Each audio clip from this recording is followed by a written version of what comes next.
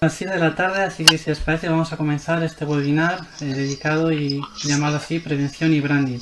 Webinar que es un poco el granito de arena que quiere ofrecer la Escuela Superior de Enoturismo de Castilla y León para aportar dos herramientas que creemos que son básicas, perdón. Desde la escuela pensamos que va a haber una crisis de confianza cuando pase esta crisis sanitaria y lo que tenemos que intentar conseguir es que esta demanda vuelva a nuestras bodegas, a nuestros centros lo antes posible. Y para eso, hablando de prevención y branding, pues queríamos contar con estas dos personas que son tan destacadas en este sector. En primer lugar, la doctora Saria Arponen, ella es doctora especializada en enfermedades infecciosas. Ella nos habla desde el Hospital de Valdemoro, el Hospital Infanta Leonor, pero sabemos que hasta la semana pasada ha tenido un trabajo muy intenso en el Hospital IFEMA. Ahora nos contará ya un poquito más también su trayectoria y comenzaremos con ella. Prevención, seguridad, de eso nos hablará en el mundo enoturismo. Cuando ella finalice, intervendrá Rodrigo Burgos. Rodrigo Burgos fue director del Museo Pavos del Rey, él está muy vinculado al enoturismo, aunque ahora, por decirlo de alguna manera, ha pegado un salto y bueno, es el director de el Museo Mega Mundo Estrella en Galicia. Nos va a hablar desde allí, desde La Coruña. Creo que es una visión muy interesante que podamos comparar también el modelo de enoturismo y el modelo de la cerveza y sobre todo nos contará lo importante que es el branding para intentar atraer y bueno, también nos contará sus procesos de reapertura.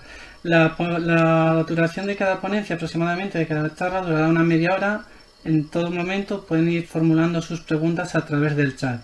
Al final de la intervención de Rodrigo, pues veremos y haremos un resumen de todas las preguntas que están haciendo y se las plantearemos a ellos para que nos puedan ayudar y a fin de cuentas, pues darnos o guiarnos un poquito por el camino hacia la apertura del enoturismo.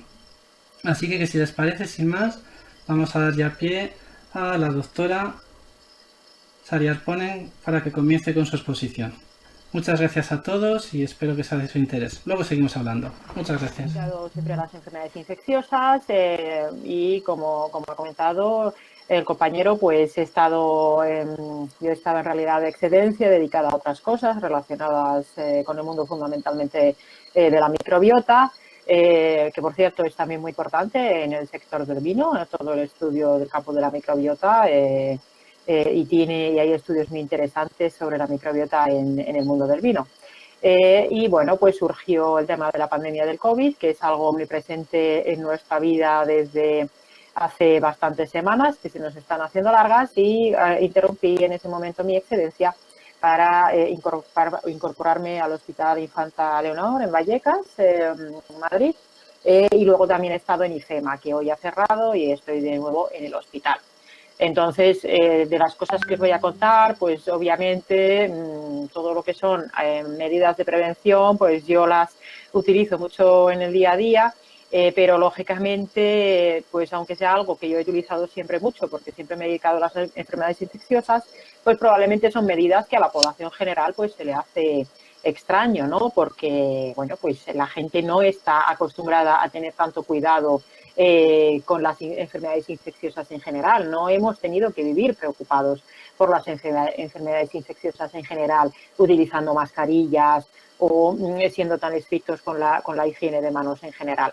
Entonces, aquí os voy a contar un poco, sobre todo desde el punto de vista práctico, algunas de las medidas de prevención que todos y la población general pues va a tener que utilizar a partir de ahora en esto que han venido a llamar la nueva normalidad, que a ver en qué consiste exactamente la nueva normalidad a la que nos abocan próximamente. Yo como médico, pues la verdad es que sí que doy bastantes charlas, en general divulgativas, sobre diversos temas que tienen que ver fundamentalmente con el mundo de la microbiota, pero la verdad es que me interesa también todo el tema del emprendimiento y desde un punto de vista de salud integral, todo lo que son problemas económicos que puedan surgir a raíz de la pandemia, también me interesan mucho, porque al final la economía es vida y todo lo que implica la vida, y eso incluye, por supuesto, el turismo, pues va a impactar sobre la salud de las personas y de la población en general. Y además debo decir pues que Castilla y León es una región que me gusta mucho. Mi familia política pues es toda de tierras zamoranas y viven entre Zamora y Valladolid, y bueno, pues me gusta mucho todo lo que son las tierras en cuanto al vino pues del Duero. Haré una breve introducción, no me voy a meter mucho en historietas del virus porque seguro que todos estaréis hartos ya de escuchar todo lo que tiene que ver con el coronavirus, pero bueno, alguna cosa sí mencionaré. Luego, mecanismos de transmisión y persistencia en superficies y después medidas prácticas de prevención. Esto es un timeline, es un poco un resumen, una cronología de lo que hemos vivido en estos primeros meses del año 2020.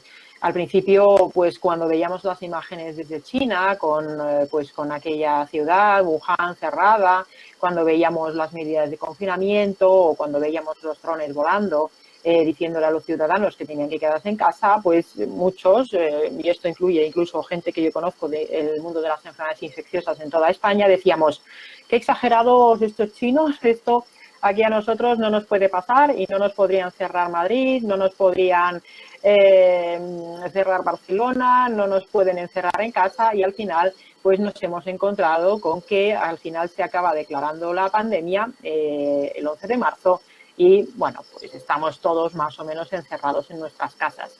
Lo que nos ha venido a demostrar la pandemia al final es que, bueno, pues nosotros en nuestro mundo, en nuestra sociedad occidental industrializada, nos veíamos relativamente seguros en muchos aspectos y hemos visto que somos vulnerables a algo invisible como es un virus pues muy pequeñito que no vemos y que nos ha venido a cambiar la vida mucho más allá de lo que supone el impacto de la propia enfermedad. El coronavirus, ya sabéis, es pues un virus que ha surgido nuevo en estos últimos meses. Hay muchos otros tipos de coronavirus que históricamente producen catarros. Entre el 15 y el 20% de los catarros que se producen en invierno pueden estar producidos por diferentes tipos de coronavirus. Y este que hay ahora pues se parece un poco al coronavirus del SARS que surgió en el año 2002. El problema fundamental con el coronavirus actual es que sí que puede producir neumonías muy graves y como se contagia mucho, llegan a infectarse muchas personas de golpe y esto puede llegar a suponer el colapso del sistema sanitario. Aún así, pues ya habéis visto también en la prensa de forma sobrada que la mayoría de las personas se recuperan, que la mayoría de los cuadros son leves y que el porcentaje de pacientes que acaban en la UCI es relativamente pequeño, igual que el porcentaje de fallecimiento, aunque no lo sepamos bien, pues tampoco es muy grande aún. Pero aún así, pues como comentaba, aunque el porcentaje sea pequeño, si de repente enferman cientos de miles o millones de personas, lógicamente en números absolutos la cifra puede ser muy importante y así es como acabamos abriendo el hospital en IFEMA.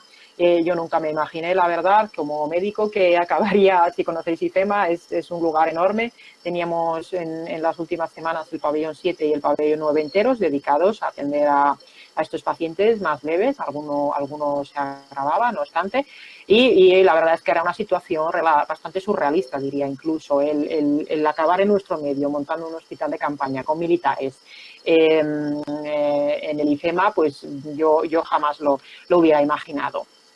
Entonces, la pandemia no es solo lo que hemos tenido que enfrentar ahora de la morbimortalidad inmediata en las personas que enferman y que acaban ingresadas, sino que también hay otros impactos que tienen que ver con la falta de asistencia a las enfermedades crónicas que no hemos podido atender ahora en los hospitales, por un lado, porque hemos estado dedicados al 100% prácticamente al coronavirus y, por otro lado, porque la gente tiene miedo y no ha querido acudir a los hospitales para no infectarse. Pero ahí vemos además que, además de esta primera ola de la propia pandemia, pues esta falta de asistencia a las enfermedades crónicas, pero además hay una cuarta ola. Y la cuarta ola es la que nos va a afectar a todos como sociedad y a todos vosotros también y a vuestros negocios y a toda la población. Y esa cuarta ola, además de tener que ver con el estrés psicoemocional de la población a nivel global, tiene que ver con el daño económico que se produce y que ya se está produciendo y que hemos visto en las cifras económicas que nos están publicando estos días. Así vemos que en esta doble curva médica-económica, en la línea roja, vemos que si no se hacen políticas de contención, lógicamente hay un pico muy importante con un riesgo importante de colapso del sistema sanitario. Con las políticas de contención pues se aplana un poquito la curva, pero también vemos en la parte de abajo que la profundidad de la recesión económica en un contexto de políticas de contención, pues como la cuarentena y el confinamiento que estamos viviendo, pues no es tan importante como con las políticas de contención.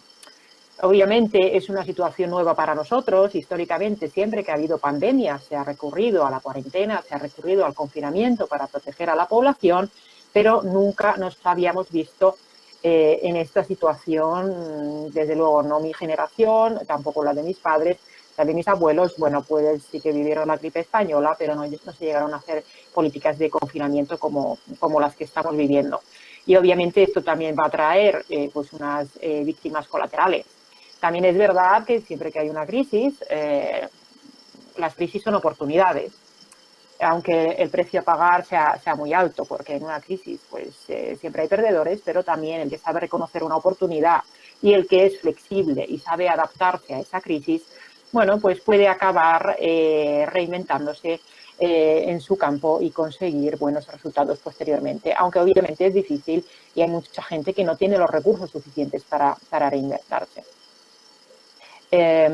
Y así en el sector en turismo, en concreto, pues en España es un país que vive mucho del turismo.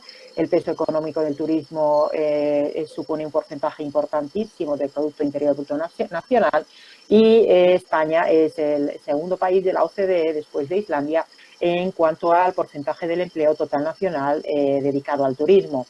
El sector del enoturismo, pues yo diría que tiene ciertas particularidades, porque probablemente el target y la diana sea especial. Obviamente, el paciente, obviamente el cliente o la persona que pueda ir dirigido al enoturismo no es el británico que se coge un avión para irse a Magaluf. Entonces, probablemente tengáis fortalezas especiales que os permiten adaptaros a la nueva situación. Y por otro lado, también lo que nos ha venido a enseñar la pandemia es que la salud humana no es algo aislado solo de un individuo, sino que debemos cuidar del planeta, debemos cuidar de los animales, debemos cuidar del medio ambiente y debemos cuidar del sistema económico y social para estar todos sanos. No podemos pensar en que la salud de cada uno solo depende de uno mismo, sino que debemos cuidarnos todos en conjunto y cuidar el planeta para estar saludables. Es el concepto de One Health. Quería traeros también esta diapositiva porque uno de los problemas que hay con la pandemia del COVID, del coronavirus, es el miedo. Y el miedo tiene mucho que ver en las decisiones de compra o en las decisiones que hace la gente en general en su vida. Y luego, al final de la presentación, pondré alguna diapositiva sobre esto. Y es que si vemos aquí, se ha elaborado por una startup que está estudiando este tema, un índice del miedo, y que vemos que las noticias que hablan del coronavirus, hasta un 7% en el pico máximo de las noticias que tenían que ver con el coronavirus, pues hablaban de palabras como temor, miedo, pánico o angustia. Lógicamente, las personas, si están en una situación de miedo y angustia, pues por un lado, probablemente no tomen buenas decisiones para cuidar su salud, pero es también difícil que tomen buenas decisiones o decisiones que nos puedan interesar para que posteriormente pues compren un viaje o que se vayan a hacer turismo a donde sea. Y este miedo pues es más intenso que, por ejemplo, en el momento en el que fue el 11S, que también produjo mucho miedo en su momento en la población, pero no tanto como el COVID ahora. Y por otro lado, el COVID supone un índice de cobertura mediática global en estos momentos de más del 80%. Más del 80% de las noticias tienen que ver con el coronavirus. De todas formas, hice una búsqueda en Google Trends y se había estado buscando mucho sobre el coronavirus, pero en las últimas semanas las búsquedas se estaban reduciendo. Así que la gente, pues bueno, aunque le interesa el coronavirus, ya están quizás un poco cansados todos sobre el tema y les apetece empezar a mirar un poco al futuro y pensar en otra cosa que no sea solamente el coronavirus. Y de hecho hay algunos en Finlandia, y hay algunos analistas al menos que dicen que probablemente haya un efecto rebote y que en el momento en el que consigamos salir del confinamiento, pues posiblemente la gente tenga conductas incluso de consumo excesivas, como queriendo recuperar todo lo que no se ha podido hacer en estos meses. Si nos vamos ya al aspecto práctico de lo que os pueda interesar, ya sabéis que el coronavirus se transmite fundamentalmente por esa generación de aerosoles cuando la persona enferma tose o estornuda. Ya sabéis que cuando se tose o estornuda, pues esto lo han dicho muchísimas veces, hay que poner el codo, no hay que poner la mano, o si se pone la mano, hay que hacerlo con un Kleenex. Cuando, incluso aunque pongamos el codo, aunque pongamos el Kleenex, pues se producen secreciones con virus, y cuando esas secreciones entran en contacto con la mucosa de ojos, nariz o boca de otra persona, se puede producir el contagio, y también se pueden contaminar las manos y los objetos que después, cuando toquemos esos objetos, pues pueden hacer que nos contagiemos. Tampoco es que haya que obsesionarse con esto. Yo llevo 7 semanas en el hospital y el IFEMA. He tenido utilización de EPIs, de equipos de protección individual, de una forma subóptima, incluso con las mascarillas fake. Y bueno, pues yo no me he infectado de momento porque me hicieron la serología, de hecho me la he hecho 2 veces, me la hicieron el otro día y no me he infectado, a pesar de estar en un pabellón con 500 personas con coronavirus. Es decir, no hay que dejarse tampoco vencer por el miedo de una forma excesiva. No hay que preocuparse tanto, hay que ocuparse, conocer bien cómo funcionan las medidas de prevención y aplicarlas. El problema con el virus es que si fueran solo las personas que tienen síntomas las que contagian el virus, pues no habría tanto problema porque se podrían quedar en su casa, pero el hecho es que en este periodo infectivo presintomático, en este momento que estoy señalando aquí, en el que se está incubando el virus pero todavía no se tienen síntomas, se puede contagiar el virus. Y luego, además, hay personas que nunca llegan a desarrollar síntomas y que también son capaces de contagiar el virus. Y es por esto por lo que, además de tomar las lógicas medidas de precaución en el sentido de que un enfermo pues, no debe salir de casa, pues hay que optimizar las medidas de higiene y la utilización de los medios de protección que ahora comentaremos. Es muy importante tener en cuenta sobre todo la persistencia del virus en las superficies. Esto lo podéis encontrar en múltiples sitios, pero es importante sobre todo pues, tener en cuenta que el virus puede persistir en el vidrio hasta 4 días, obviamente si no lo lavamos, en el papel 4 o 5 días, en plástico o acero inoxidable hasta 2 o 3 días. Y una cosa muy importante también es lo de los guantes quirúrgicos. Luego hablaré más específicamente de los guantes, pero en general hay mucha tendencia a utilizar de forma inadecuada los guantes y hay que tener presente que una vez que nos ponemos los guantes, realmente todo lo que toquemos se va a contaminar con el virus. Entonces, el uso de guantes, ojito, ahora lo explico con más detalle, pero hay que tener en cuenta que el virus va a estar en la superficie de los guantes. También puede estar el virus en la madera, en el cartón y en los materiales de protección que vayamos a utilizar. En cuanto a si puede haber virus en el aire o no, y esto lo comentaré luego, si hay que hacer medidas de purificación, que se diría del aire, bueno, puede haber algo de virus en el aire, pero en general, fundamentalmente en entornos de atención sanitaria donde hay muchos pacientes que están continuamente tosiendo o que tienen tratamientos que generen aerosoles.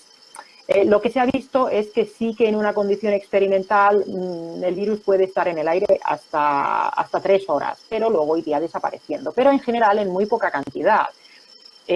Por ejemplo, en hospitales que se ha analizado, en hospitales en Wuhan, que se han analizado muestras de aires de habitaciones con pacientes, se vio que había muy poquita cantidad de virus en el aire. Había algo más de virus en habitaciones donde, por ejemplo, los profesionales se cambiaban el equipo de protección, pero en cuanto se adecuaban las habitaciones para que no tuviera que ir tanta gente a la vez, no llegaba a haber mucha cantidad de virus en el aire.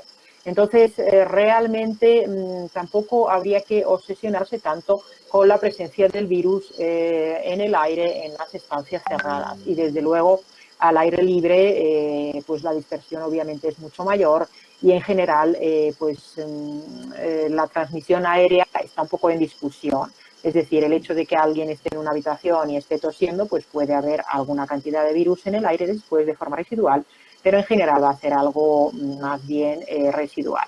Y luego la transmisión fecal-oral, es decir, bueno, esto es un poco guarrada, lo siento, es como llamamos en medicina cuando alguien pues va al baño, se limpia después de hacer deposición y a lo mejor no hace una buena higiene de manos y luego pues se lleva, pues hace una comida y esa comida se la come a alguien, pues eso sería una transmisión fecal oral. Obviamente, pues todo el mundo cuando va al baño debería lavarse las manos, no debería producirse, pero en cualquier caso esta transmisión es muy dudosa en el caso del coronavirus. Lo bueno entre comillas que tiene el virus es que se inactiva de forma relativamente fácil con jabón. Entonces el lavado de manos es una medida súper eficaz para acabar con el virus de las manos. Y luego para la limpieza de superficies, el coronavirus, el SARS coronavirus 2, que es el de la pandemia, se limpia estupendamente con el etanol al 70% y con la lejía diluida a concentraciones vamos, las que vienen ahí de 1 a 49 o de 1 a 99. Hay en la página web del Ministerio de Sanidad, lo pongo en el enlace en otra diapositiva, hay una página con todos los virucidas, con todas las sustancias que se sabe que matan al virus. Por ejemplo, el Sanitol mismamente, no sé muy bien de qué marca es, pero hay muchísimos productos de limpieza habitual que acaban con el virus. Pero ya digo que está la lista en la página del Ministerio para saber exactamente qué productos son los que acaban con el virus. Y luego también con el calor se llega a acabar con el virus y se obtiene una reducción de 1000 veces en el título del virus después de que haya una aplicación de una temperatura de 70 grados durante 1 minuto o de 56 grados durante 10 minutos. Pues esto es lo que nos lleva a que haya que lavar también todo lo que sean textiles o telas a determinadas temperaturas y que haya que lavar también la vajilla a determinadas temperaturas para acabar con él. Entonces, ¿qué medidas prácticas podemos hacer en general? Bueno, pongo ahí el enoturismo, pero realmente esto sería en cualquier otro sector también. Obviamente, una de las más importantes sería que cualquier trabajador, pero no solo ahora, sino en general, si está malo, se tiene que quedar en su casa. Y esto, la verdad es que en España, esto en Finlandia, por ejemplo, es algo que se hace de forma automática. Cuando uno está malo, se queda en su casa. Si uno tiene la gripe, se queda en su casa. Porque es que si no, le va a contagiar la gripe a los compañeros. Entonces, si uno tiene síntomas sugestivos de COVID, se tiene que quedar en su casa, no tiene que ir a trabajar, porque primero no va a rendir de forma adecuada y segundo puede contagiar a muchísima gente. Y con el COVID, además, el Ministerio de Sanidad lo que nos dice es que si una persona cualquiera tiene un contacto estrecho con un caso comprobado de coronavirus, debería hacer una cuarentena de 14 días. Es decir, si yo, trabajadora de cualquier empresa, estoy en mi casa viviendo con mi pareja y mi pareja tiene el COVID, aunque yo no tenga síntomas, me tendría que quedar en mi casa haciendo la cuarentena porque he tenido contacto con él. Entonces, esto es una recomendación, es algo que dice el Ministerio de Sanidad que hay que hacer y esto debería aplicarse en los trabajadores, desde luego, porque es que si no se va a poner en riesgo no solo a los compañeros, sino también a todos los clientes.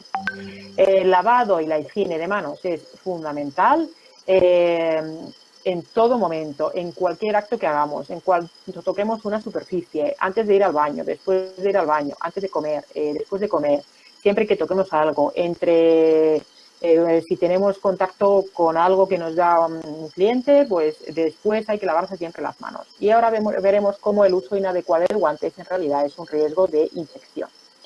Y luego está el uso de la mascarilla quirúrgica para evitar la transmisión en el periodo asintomático. Y ahora veremos esto de los guantes y la mascarilla, pues cómo funciona en la práctica. Las mascarillas, las que se están utilizando fundamentalmente son estas que vemos aquí, que son las mascarillas quirúrgicas desechables.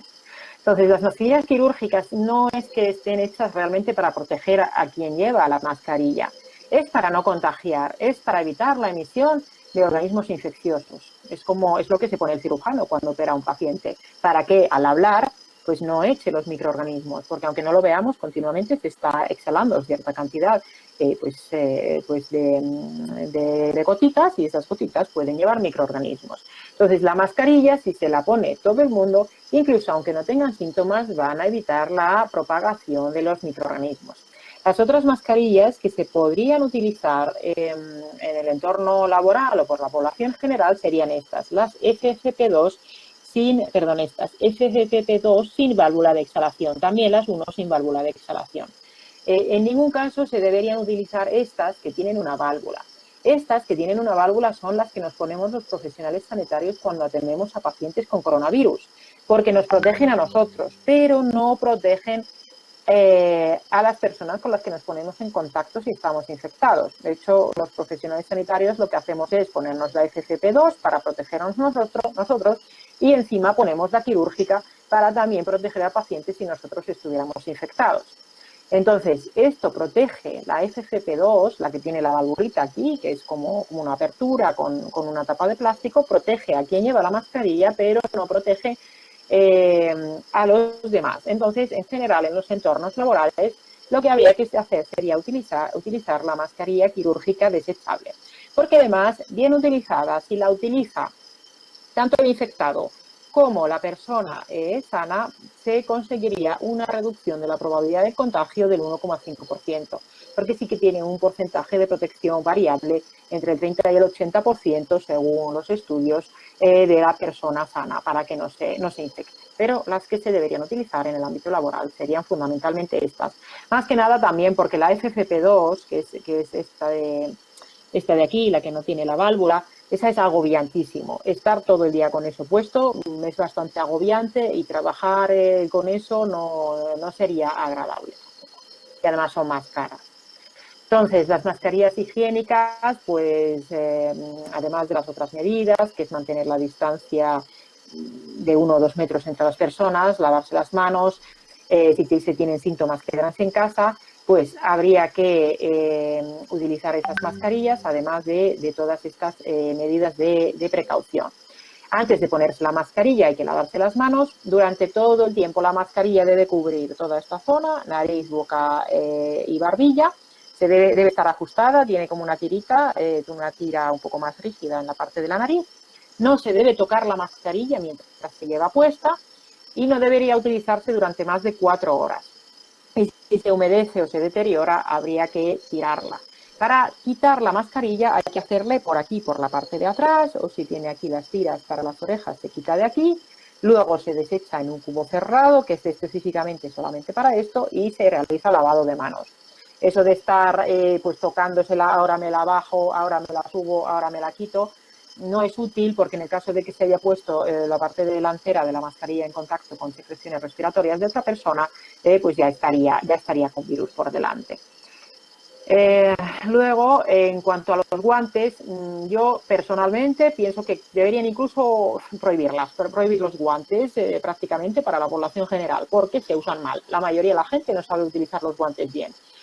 Son una segunda piel y se contaminan igual que las manos y protegen las manos, pero todo lo que, una vez que se pone el guante, todo lo que toquemos ya hace que si hay virus en una superficie, que cojamos el virus y va a estar en la superficie del guante.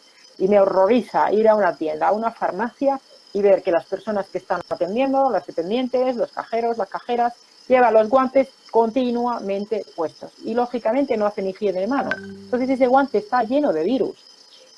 Da una sensación de seguridad falsa y entonces la gente dirá, ay, mira, lleva guantes.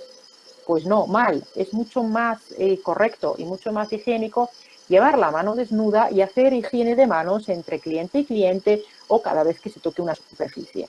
Además, no se debería tocar la cara, el pelo ni la mascarilla con los guantes puestos. Si realmente lo correcto sería, cada vez que se atienda a un cliente, nos ponemos unos guantes.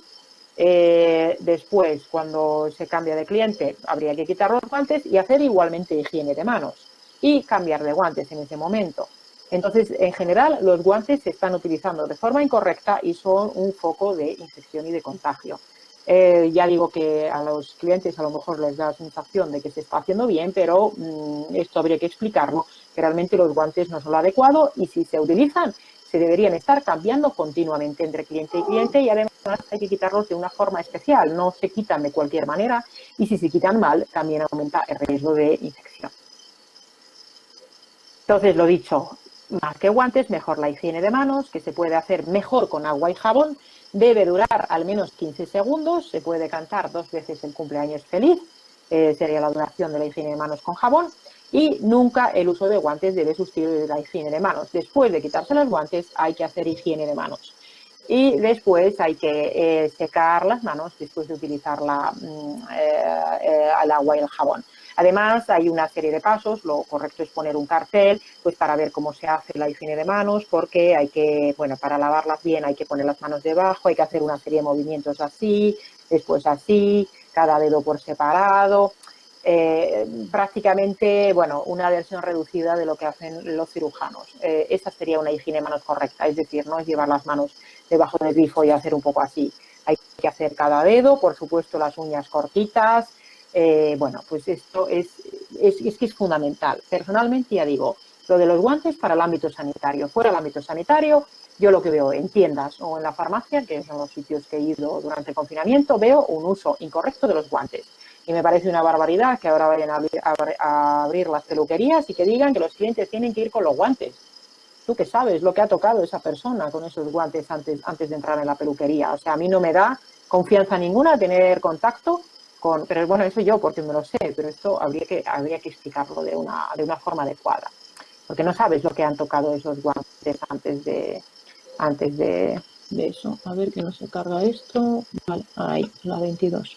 Bien, en cuanto a los clientes, pues lógicamente vamos a tener menos control sobre ellos, pero bueno, si se tiene un contacto con ellos porque contratan un producto de una cata o de una visita, pues recordarles que si empiezan con síntomas sugestivos o han tenido contacto con un caso de coronavirus o de otra enfermedad como sea la gripe, pues no deberían acudir.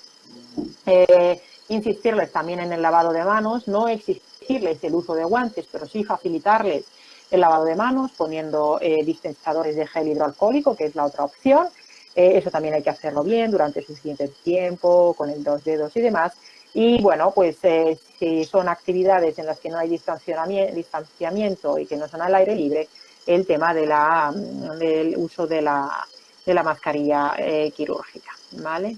Y en general, ¿qué habría que hacer? Pues como medidas generales, evitar las aglomeraciones. Por eso comentaba que pienso que tenéis una ventaja en vuestro sector. O sea, no sé exactamente el tipo de producto que se ofrece al cliente en general, pero desde luego que se puede potenciar todo lo que sean pues un tipo de turismo un poco más high level, potenciar las visitas a los viñedos, potenciar todo lo que sean actividades al aire libre, las visitas en general en grupos muy pequeños, por parejas, por familias, y desde luego las actividades que sean en interiores, como puedan ser pues, las catas, por ejemplo, en grupos pequeños y facilitando esa separación mínima de 2 metros entre personas. Y en interiores sí que utilizar las mascarillas quirúrgicas y facilitar la higiene de manos con estos dispensadores de geles desinfectantes. Incluso se puede hacer antes del taller. Por ejemplo, si se hace una cata, pues se ponen los dispensadores en todas las mesas. Habría que buscar un tipo de producto, porque los productos tienen diferentes olores y esto entiendo que en un proceso de cata, lógicamente, pues puede interferir en el proceso. Entonces habría que buscar productos que no tuvieran un olor que interfiera en la experiencia de la cata. Ahí también la otra opción sería el agua y el jabón, que no va a interferir en este sentido. Y hacer un recordatorio pues de la higiene de manos, a lo mejor al principio, porque esto también pues va a dar confianza, no es generar miedo, es generar confianza en que se están haciendo bien las cosas. Hay otra serie de medidas que a lo mejor os quieren vender desde diversas empresas, porque hay empresas que ven en la crisis una oportunidad. Entonces, actualmente, hombre, no creo que esto lo quieran vender, lo de los productos biocidas para desinfectar a las personas. Ahora mismo no hay ningún producto que esté autorizado para usarlo por nebulización sobre las personas. Entonces, estos túneles desinfectantes que os puedan llegar a anunciar o querer vender, no se deberían aplicar porque además pueden producir daños para la salud humana y por otro lado dar una falsa sensación de seguridad. Otra cosa es que por el Eritema sí que había una tienda en la que desinfectaban a las personas que llevaban el EPI, pero eso es con el EPI puesto. Pero a las personas en general no se las tiene que desinfectar. En cuanto al ozono, que también está muy de moda ahora, lo que nos dice el Ministerio es que el Ministerio y la Unión Europea, por otro lado, es que de momento están estudiando el uso del ozono para desinfectar superficies y el aire en la epidemia del coronavirus. De momento lo están investigando, pero mientras tanto Entonces quieren vender una máquina de ozono, el ministerio considera que es una sustancia química peligrosa, que puede tener efectos adversos y que se considera que puede tener problemas por la vía respiratoria, cutánea y ocular. Hay que ventilar siempre adecuadamente el lugar desinfectado antes de su uso y también después, y hay que tener en cuenta que puede reaccionar con sustancias inflamables y puede producir reacciones químicas peligrosas si contacta con otras sustancias. Entonces, ojito, las máquinas de ozono las están queriendo vender, lógicamente, las empresas que fabrican las máquinas de ozono, pero de momento, pues lo suyo sería esperar a ver qué se pronuncie la Unión Europea y el Ministerio al respecto. Entonces, probablemente os quieran a lo mejor vender pues medidas de purificación, entre comillas, del aire, pero realmente a día de hoy esto estrictamente no está indicado, ni siquiera lo hacemos en el ámbito sanitario, donde hay pacientes. Es verdad que los pacientes llevan la mascarilla quirúrgica, pero en general en el ámbito sanitario tampoco se hace en el día a día purificación de aire por ningún medio, más allá de la ventilación, que eso es abriendo una ventana y teniendo una buena ventilación. Y por otro lado, en el listado de los virucidas, que viene en la página web del Ministerio, los virucidas que son de uso aéreo requieren de personal profesional especializado. Es decir, que los productos que podríamos utilizar para purificar, entre comillas, el aire, tampoco se pueden utilizar de forma estándar y son empresas especializadas las que lo pueden utilizar. Y en general, pues no va a haber una carga viral importante en el aire, como ya hemos comentado antes, en los sitios donde vayáis a estar vosotros, como para que haya que hacer esto. Pero claro, puede ser que haya gente que quiera saber que el aire está limpio o que está limpiado. Hay una empresa que se llama Aerocide, bueno, hay un producto que se llama Aerocide, que lo venden múltiples empresas, que consiste en este aparatito que de forma totalmente inocua y segura consigue una filtración y una purificación del aire, limpiando cualquier rastro de hongos, bacterias, virus, alergenos que pueda haber en el aire. Y es curioso porque, bueno, se dice un poco mal, pero Aerocide, de hecho, tiene incluso, aquí lo pone Wine, pues tiene una sección específica dedicada al mundo del vino. Son aparatos bastante caros, pero si alguien de verdad dice, pues yo quiero poner en mi negocio, en mi bodega, un aparato que además me purifique el aire para que yo se lo pueda decir al cliente, bueno, pues esto es tecnología de la NASA y esto sí que funciona y se está utilizando en ambiente hospitalario y también se está utilizando en bodegas, no ya en la parte de los clientes, sino en la parte directamente de producción. Y bueno, pues si alguien lo quiere hacer, esto funciona y esto sí está homologado, pero son aparatos bastante caros. Pero bueno, si lo queréis anotar, el Aerocide sí que funciona, pero no sería necesario. Pero quizás alguien pues os lo quiera vender, podéis informaros sobre ello. Y luego hay otras alternativas que se podrían utilizar, que son aceites esenciales, fundamentalmente de eucalipto y de árbol del té. Se sabe que estos aceites esenciales son capaces de inactivar virus respiratorios. Con gripe, por ejemplo, se han hecho varios estudios. Esto es una marca española, no es española, pero en España se vende mucho. Es una marca que vende aceites esenciales, es un spray. De hecho, yo creo que tenía uno aquí. Pues sí, pues lo tenía aquí en casa. Esto es un spray que purifica y sanea el aire, elimina virus, bacterias y hongos en poco tiempo, se aplica y purifica el aire. Precauciones, pues bueno, no se puede utilizar si en ese momento hay una embarazada o un niño en la habitación, la embarazada o el niño podría entrar 30 minutos después. Pero claro, si vais a hacer una cata y ahí huele a eucalipto, pues a lo mejor la experiencia de la cata se puede ver interferida. Pero bueno, pues a lo mejor hay otros sitios o otras estancias de los negocios donde se puede aplicar este tipo de medidas. También se pueden utilizar difusores de aceites esenciales que consiguen inactivar el virus.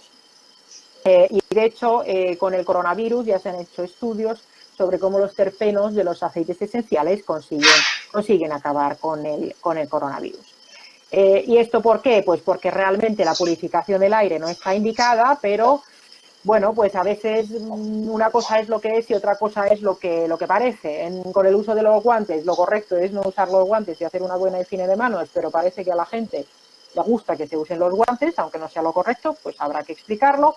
En cambio, la purificación del aire, pues no, que tampoco estaría indicada, pues no hace falta hacerlo, pero parece que si lo haces, estás haciendo mejor las cosas. Entonces, si os decidierais por hacer alguna cosa, sería en cualquier caso, pues a lo mejor recurrir a los aceites esenciales, si alguien tiene mucho dinero y se lo puede gastar en el Aerocide, utilizar el Aerocide, pero no es estrictamente, desde luego, necesario. Y si se hace, pues habría que explicarlo. En definitiva, Hostelería de España ha publicado esto, que fundamentalmente lo que dice es que habría que instalar dispensadores de geles desinfectantes, limpiar frecuentemente superficies, pues todo lo que son mesas, mobiliario, maquinaria, etcétera, con los productos que se indican en la lista que viene en la página del Ministerio. Hay que lavar y desinfectar la vajilla a temperaturas superiores a 80 grados. Le pregunté, sé que me estoy pasando del tiempo, pero me queda poco, ¿vale? Le consulté a una compañera de medicina preventiva, una preventivista, si tenía algún sentido luego envolver la vajilla en algún tipo de plástico o algo, y esto no estaría indicado. Hay que lavar la vajilla a 80 grados. ¿Que se quiere envolver para dar mayor impresión de limpieza o de higiene? Pues bueno, se puede hacer, pero no está indicado. Y luego también hay que lavar mantelería, servilletas y toda la ropa de trabajo a más de 60 grados. Y por supuesto ventilar muy bien pues todas las estancias. En el sector del enoturismo en España o de las bodegas en general no hay ningún tipo de protocolo específico oficial por parte del Ministerio, como tampoco lo hay, que yo lo haya encontrado, para la hostelería, por ejemplo. Pero, por ejemplo, en Australia, si os interesa en esta página, pues tienen una página dedicada específicamente al tema de las bodegas y el COVID-19, pues por si os resulta de interés. Australia también es un país que, bueno, pues tiene su producción de vino y tienen alguna cosa en su página.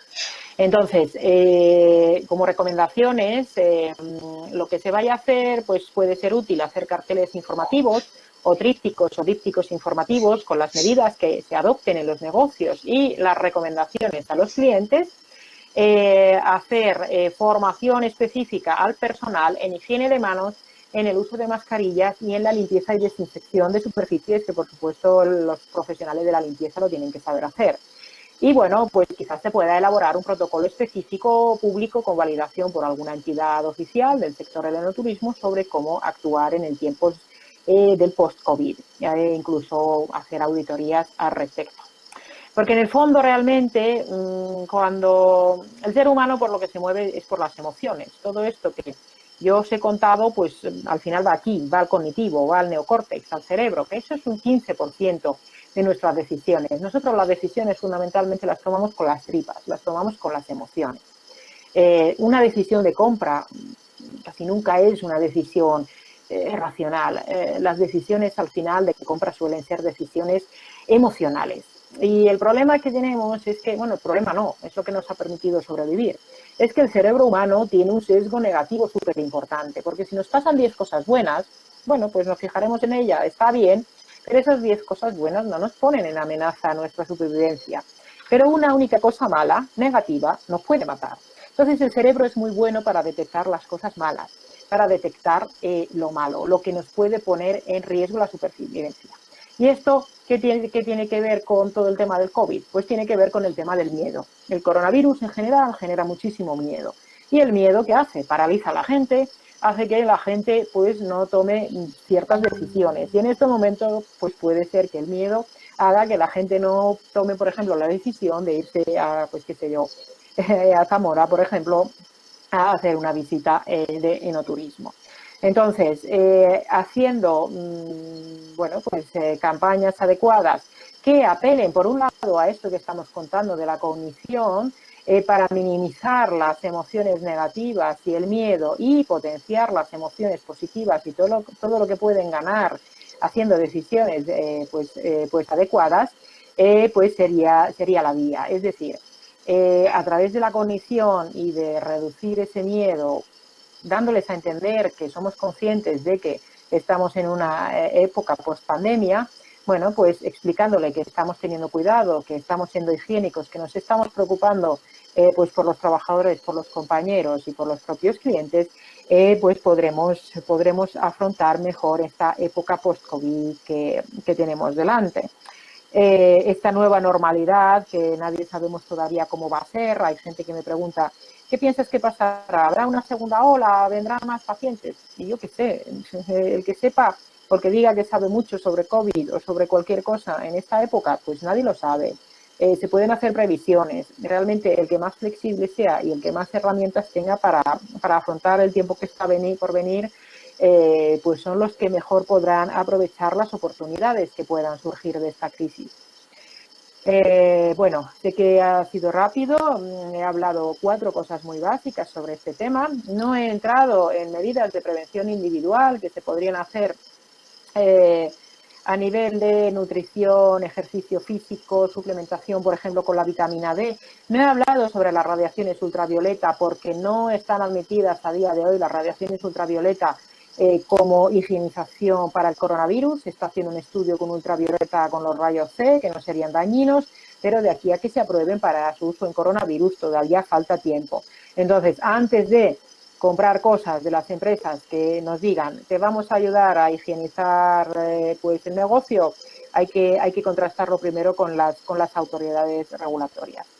Así que, bueno, me pongo a disposición para que después del compañero me podáis hacer las preguntas que veáis oportunas. Bueno, pues muchas gracias, la doctora Saria Arponén. La verdad es que ha sido muy clarificadora esta charla, pero recuerden, por favor, que a través del chat o del correo de la Escuela Superior de Turismo, info@escuelasuperiordeturismo.com, pueden hacer las preguntas que os sean oportunas, y cuando Rodrigo Burgos acabe también, pues lo que yo creo que va a enlazar muy bien con lo que nos ha dicho, con esas tripas, esas emociones, ese branding, podremos tener esas pequeñas dudas. Le doy muchas gracias, Sari, y si les parece, pasamos ya con Rodrigo Burgos, director del Museo Mega Estrella. Cuando quieras, Rodrigo, muchas gracias. Hola, buenas tardes a todos. Espero que se me escuche bien.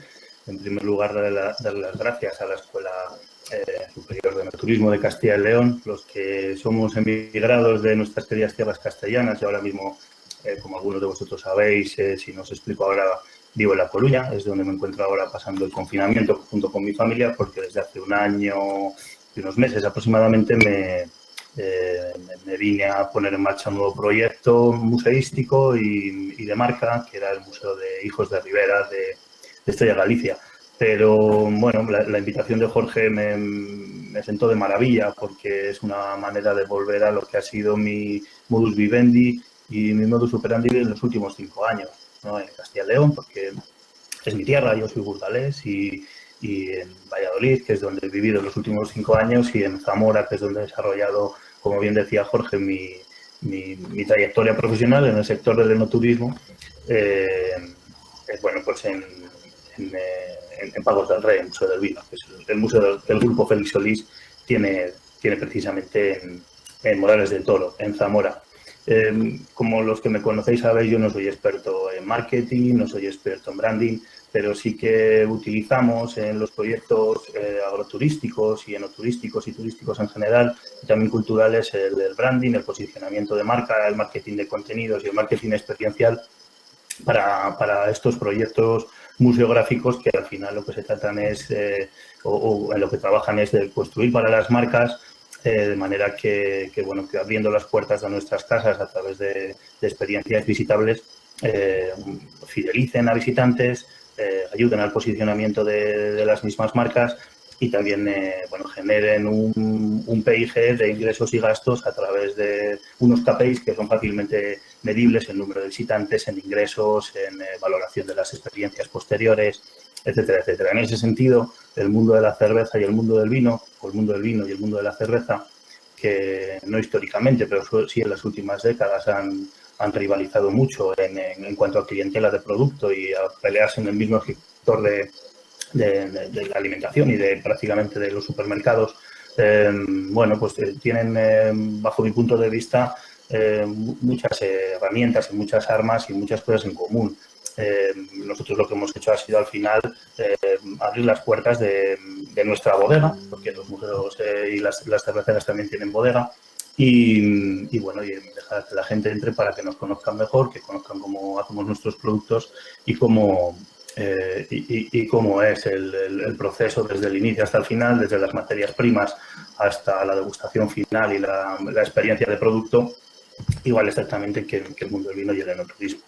La presentación que he preparado nos hemos ido precisamente a la última diapositiva, con lo cual voy a intentar, si me dejan ir para atrás. En esta, precisamente, Jorge, échame una mano, no puedo moverme. Yo no sé si me puedes ayudar.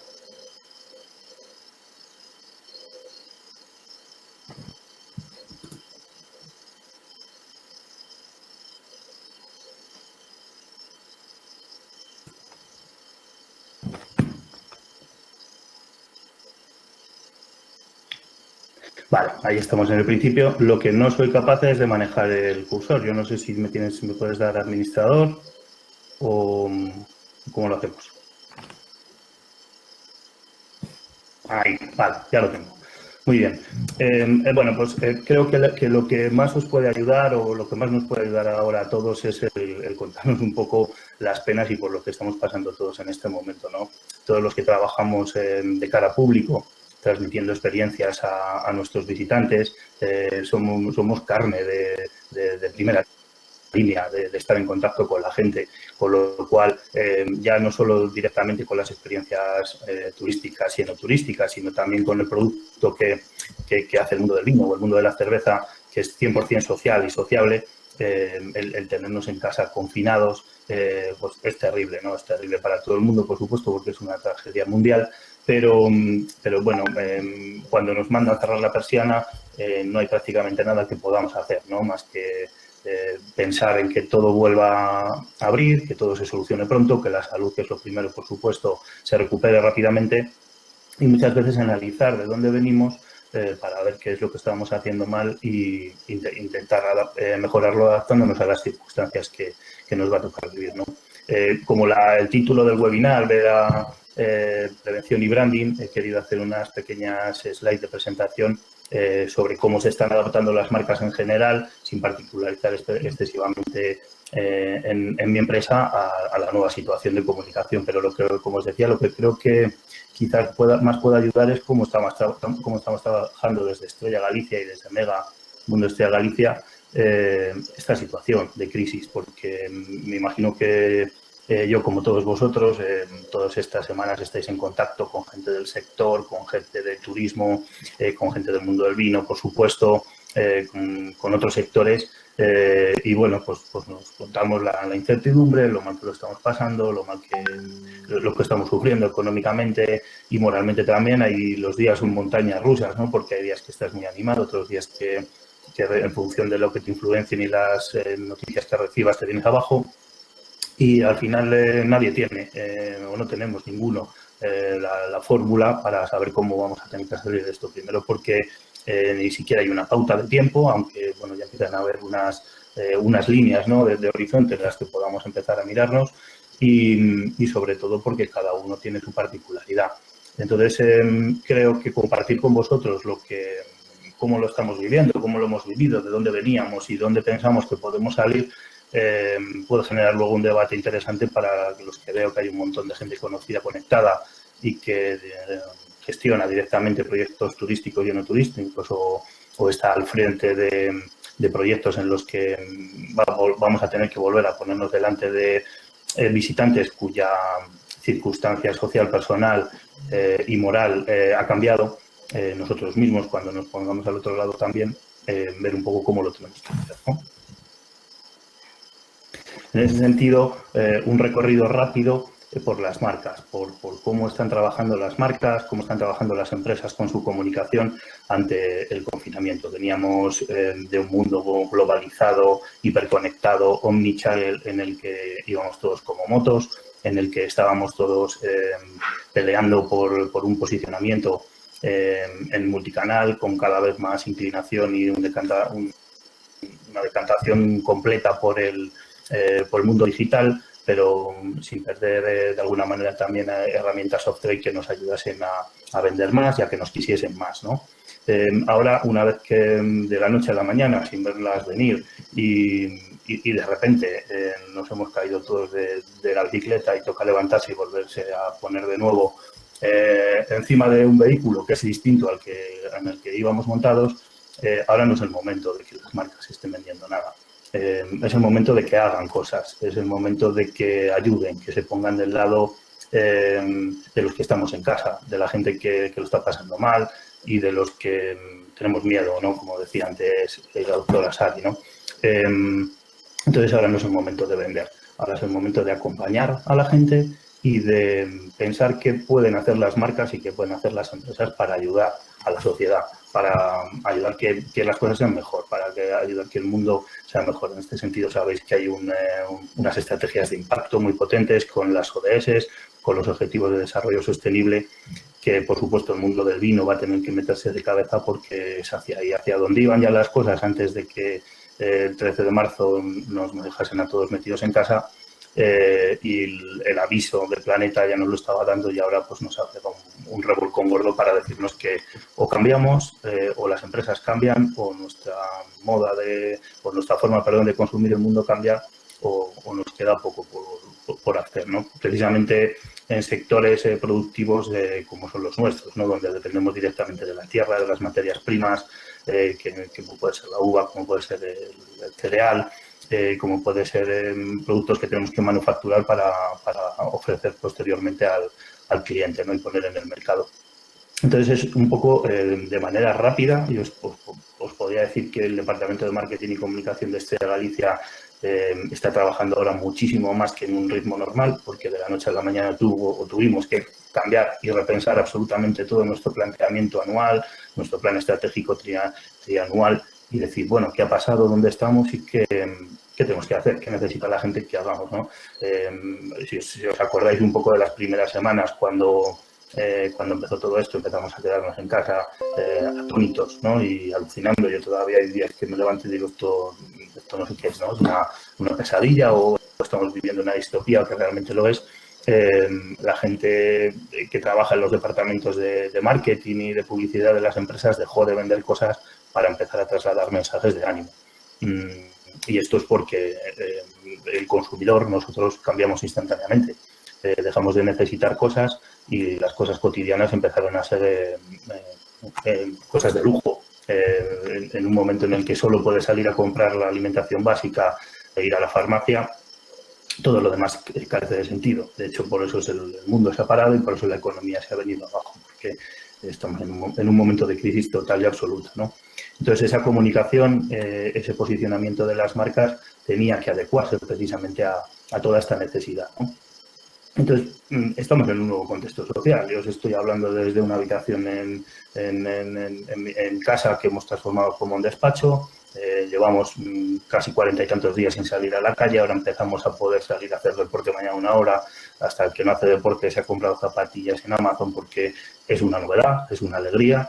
El fin de semana pasado, cuando pudimos ir con los niños, que en muchos casos se hizo muy mal, era algo absolutamente increíble, y en menos de 4 semanas el ser humano, que tiene una memoria muy flaca, se ha readaptado a este nuevo contexto social, que es estar en casa, y esa sensación de solidaridad que es real y de unión que bueno, pues que nos está impregnando a todos, ¿no? Entonces, ahí es donde se han ido colocando, si os fijáis un poco en los anuncios de publicidad, fundamentalmente en redes sociales, en internet, pero también otra vez en televisión, porque estamos consumiendo muchísimas más horas de televisión, tanto en streaming a la carta como los canales de conexión habitual. Bueno, pues los mensajes que están mandando las empresas es eso de ánimo, os esperamos, cuidaros, portaos bien, ser responsables, os esperamos cuando todo esto termine, ¿no? Porque al final las marcas que van a recoger frutos de todo esto van a ser las que ahora siembren para cuando podamos volver a salir de todo este desastre, ¿no? ¿Me pasas la diapo, Jorge, porfa? No puedo conectar yo. Gracias. ¿Qué es lo que están haciendo en este sentido entonces las marcas? Están socializando más.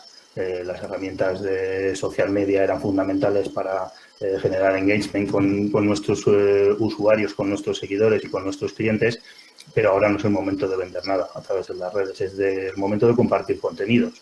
Esto lo estamos viendo perfectamente bien aplicado en el mundo del vino, ¿no? Yo sigo, a pesar de que me he cambiado de bando, lo que hacen los compañeros en el mundo del vino, que por otro lado está asociado directamente al mundo del enoturismo en el entorno online, ¿no?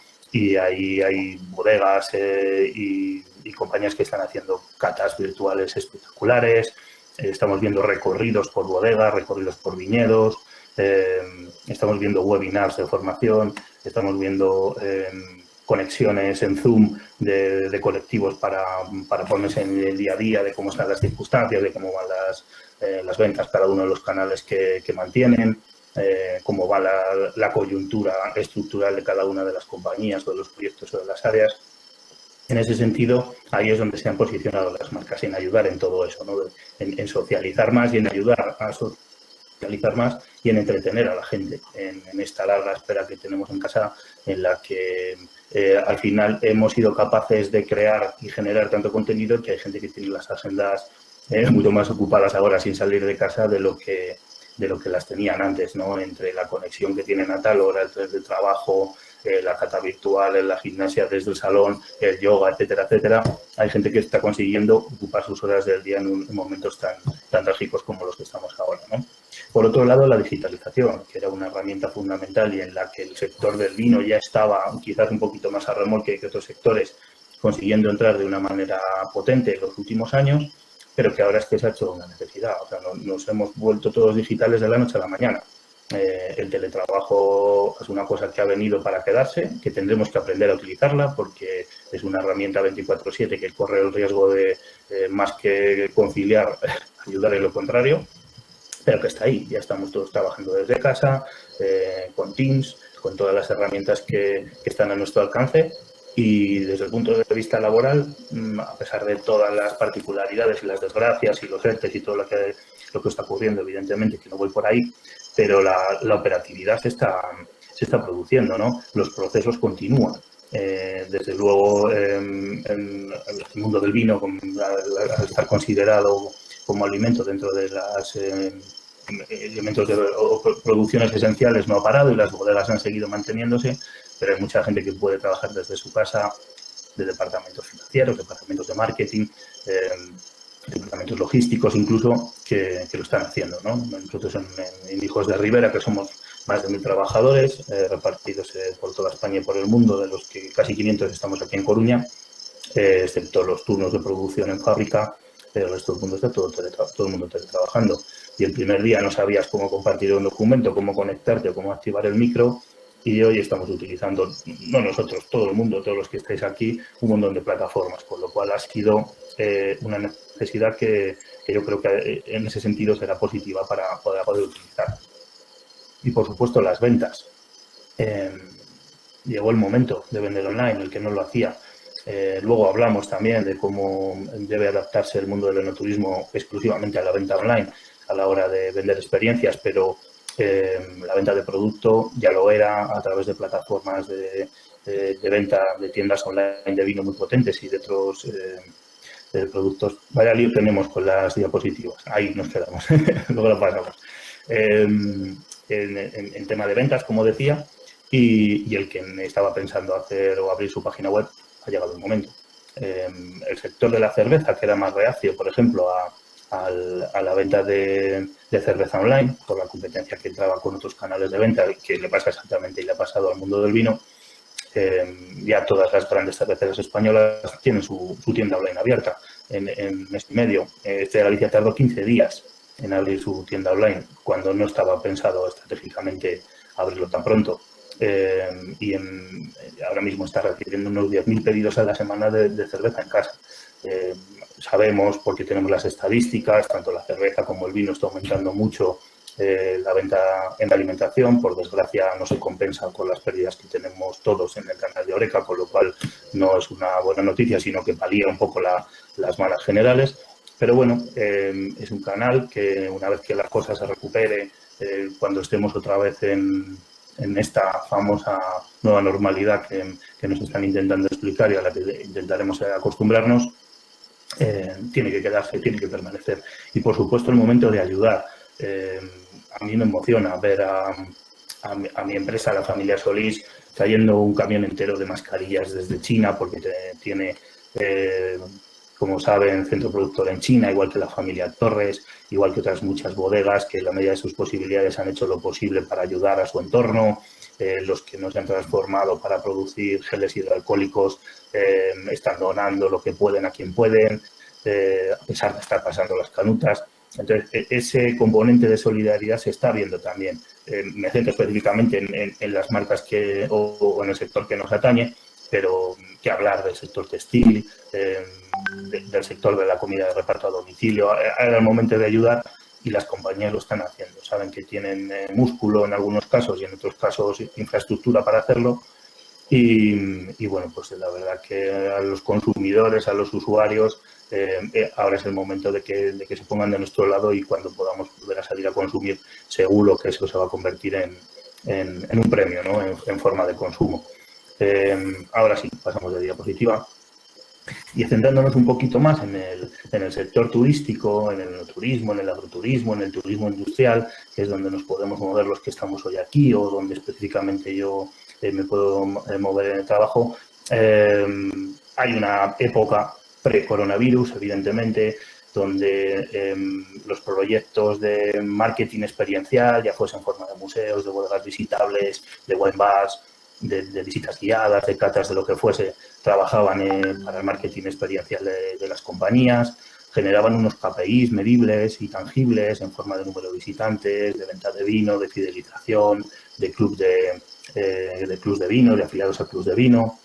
Por supuesto, un acercamiento a producto para un tipo de target distinto, en el cual probablemente desde el mundo del turismo se acercasen y se acercaban también a las marcas y a los productos y a las experiencias que teníamos y tenemos desde las bodegas para mostrarles, y también en la búsqueda de nuevos targets, como decía, para intentar ampliar y diversificar un poquito el consumidor final, ¿no? Que en el mundo del vino, como ya sabéis, está más envejecido de lo que nos gustaría. El estatus, bajo mi punto de vista y según los últimos indicadores, informes que yo había leído del año 19, era bueno, la tendencia era positiva, un incremento de la oferta, una progresiva consolidación de los destinos, pequeños destinos que a través de, sobre todo, las rutas del vino, pero el trabajo exhaustivo de las empresas, del sector privado, estaba tirando para arriba en zonas complicadas, en zonas muy rurales, en las famosas Españas vaciadas, que nos encontrábamos precisamente con problemas de fijación de destino, y el sector del enoturismo y las bodegas están ayudando exponencialmente a ello.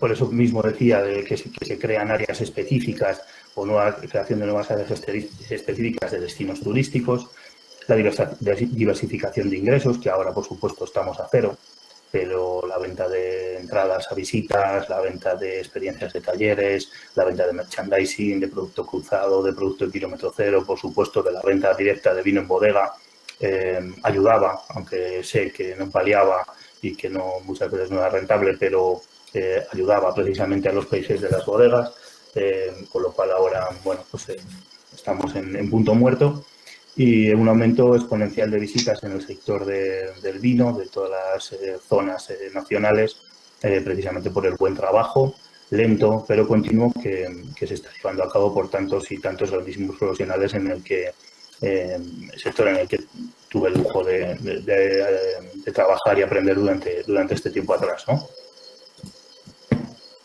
Durante el coronavirus, aquí ya empiezo a hablar más en caso particular, aunque me imagino que muchos de vosotros os podréis ver o sentir identificados, ¿no? ¿Cómo estamos? Pues estamos en un letargo presencial. Nuestro hábitat es el espacio de contacto con el cliente, es a pie de bodega, es a pie de museo, es a pie de visita. Con lo cual, en el momento que esto se suprime, fuimos los primeros en cerrar. Nosotros en el Museo de Historia de Galicia, el 13 de marzo, nos mandaron bajar la persiana justo cuando se detectó la alarma, y no tenemos ni idea, como todos vosotros, de cuándo vamos a poder volver a subirla. Estos planes de desescalamiento, lo hablo luego más en detalle, pero a mí no me encajan. El 11 de mayo la gente no puede salir todavía de casa, que es cuando pueden volver a abrirse los museos por primera vez con un tercio de su capacidad. Si la gente no puede salir de casa, ya no son los que no pueda salir, es que no va a querer hacer ningún tipo de experiencias de este estilo, porque lo primero que vamos a hacer es que nos dé el aire, que ya nos está siendo facilitado que nos pueda dar, pero luego, en cuanto se pueda, ir a saludar a nuestros seres queridos que hace mucho tiempo que no vemos. Entonces, el factor ocio, por lógica y por sentido común, tiene que esperar, ¿no? Entonces, el 11 de mayo, que está ahí a la vuelta de la esquina dentro de 10 días, evidentemente no es un momento. Entonces, esa incertidumbre también nos desconcierta mucho a la hora de planear estrategias de reapertura, ajustes de estructura, los famosos ERTEs en los que todos estamos metidos, y es muy complicado. Entonces, ahora la parte turística de todas estas marcas está en letargo. En nuestro caso particular, posicionado detrás de las marcas, las que hablan sobre las marcas, Estrella Galicia 1906, Estrella Galicia 00, etcétera, etcétera. Y su museo pues está no parado, porque poner la maquinaria a cero luego supondría, desde el punto de vista de comunicación y de branding, costaría muchísimo luego el poder arrancarla, pero yendo a rebufo con un low profile, con un perfil bajo de lo que nos gustaría ser o de lo que estaba planificado, ¿no? Y, por supuesto, mantener el contacto con el sector, que era una de las cosas bonitas que me gustaban hoy de aquí, de esta tarde, porque prácticamente todos los días mantenemos reuniones aquí en Galicia, con la Xunta, con el Concello de Turismo de Coruña, con sector de museos, en otros sitios también, y con el sector del enoturismo no había tenido ocasión, y más en Castilla y León, de hablar todavía, ¿no? Pero lo que os hablaba al principio, ¿no? Que el momento de cómo estáis, de contarnos penas, de qué estáis pensando, de esto funcionará, esto es verdad, has oído aquello, bueno, pues al final el consuelo de todos, ¿no? Y luego también el momento de reinventarse a la hora de compartir contenidos, ya no solo desde la marca específicamente, como explicaba antes, sino desde precisamente de los proyectos enoturísticos. Casi todos los museos de España son visitables ahora mismo en visitas en 360 grados y, por supuesto, los del mundo. En el mundo del vino también hay muchas bodegas que han hecho proyectos muy chulos de acercamiento a viñedo, de apertura de bodegas, de visitas virtuales. Todo eso la gente lo agradece, y a diferencia de lo que algunos puedan pensar, que si ya la ven desde casa luego no van a querer ir a verla, nada sustituye el olor de una sala de fermentación, como todos sabéis, la sensación emocional de poder hacer una cata in situ con un experto, el pisar un viñedo, el probar las uvas, el respirar, el ambiente rural, de naturaleza que tenemos en todos estos entornos, ¿no? Entonces, creo, y bueno, estoy convencido de que esto lo que hace es simplemente sembrar, poner una semillita para que cuando la gente pueda volver le apetezca visitarlo presencialmente, ¿no? Y mientras tanto, y por eso lo señalo abajo en transversal, un replanteamiento de la estrategia. Yo ahora os voy a enseñar una en la que estamos trabajando ahora, pero yo creo que es la tercera o la cuarta que ya nos hemos sentado a hablar.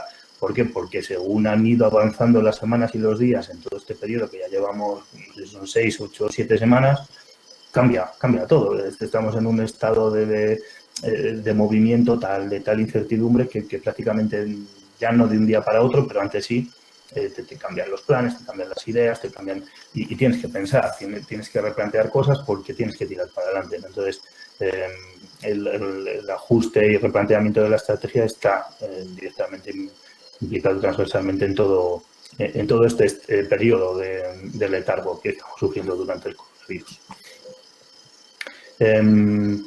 ¿Por dónde vamos a salir?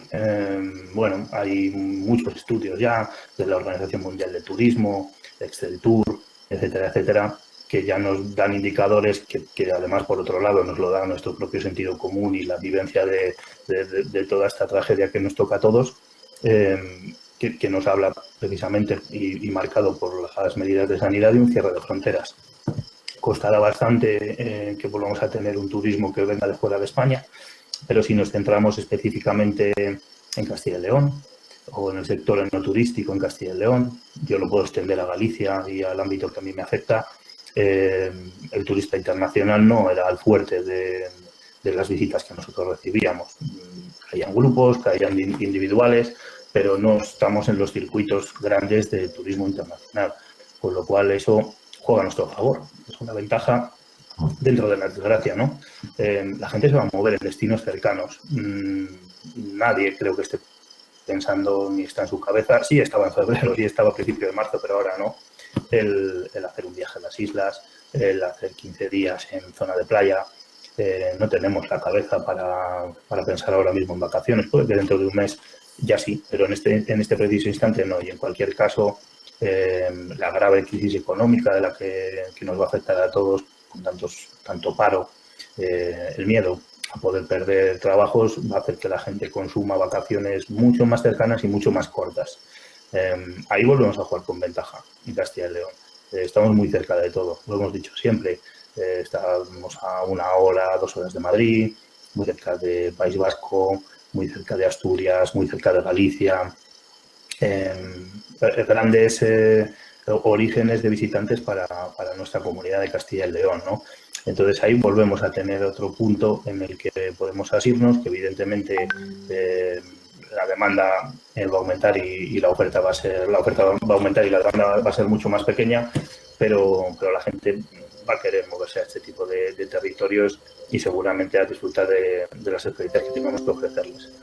Va a haber un transporte individual, todos los planes comerciales desde el punto de vista turístico quedan aplazados por lo menos hasta octubre, la gran tour operación deja de moverse y la gente se va a mover individualmente. No creo que haya mucha gente que ahora mismo tenga ganas de subirse en un autobús con otros 40 o 50 personas para compartir un circuito, por desgracia.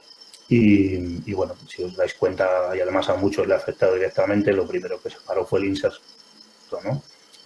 Este gran motor de turismo nacional que va a tardar bastante en volver a activarse otra vez. Entonces la gente se va a mover con la familia, con la gente que sabe que está segura, en su vehículo particular, que sabe que no tiene riesgos y bueno, pues ahí tenemos que estar preparados precisamente para poder acoger este tipo de visitante. Por otro lado, creo que es el que estamos buscando, el que siempre se ha buscado como visitante de calidad en las bodegas, ¿no?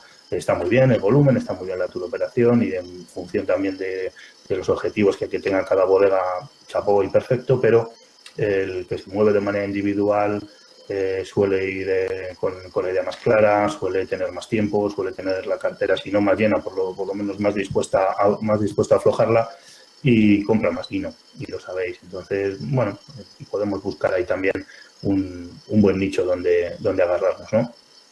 Lo contaba la doctora antes, todas las medidas sanitarias que estamos aprendiendo ahora, que nos estamos haciendo expertos en virología, todo o lo pretendemos, ¿no? El famoso cuñadismo este del virus.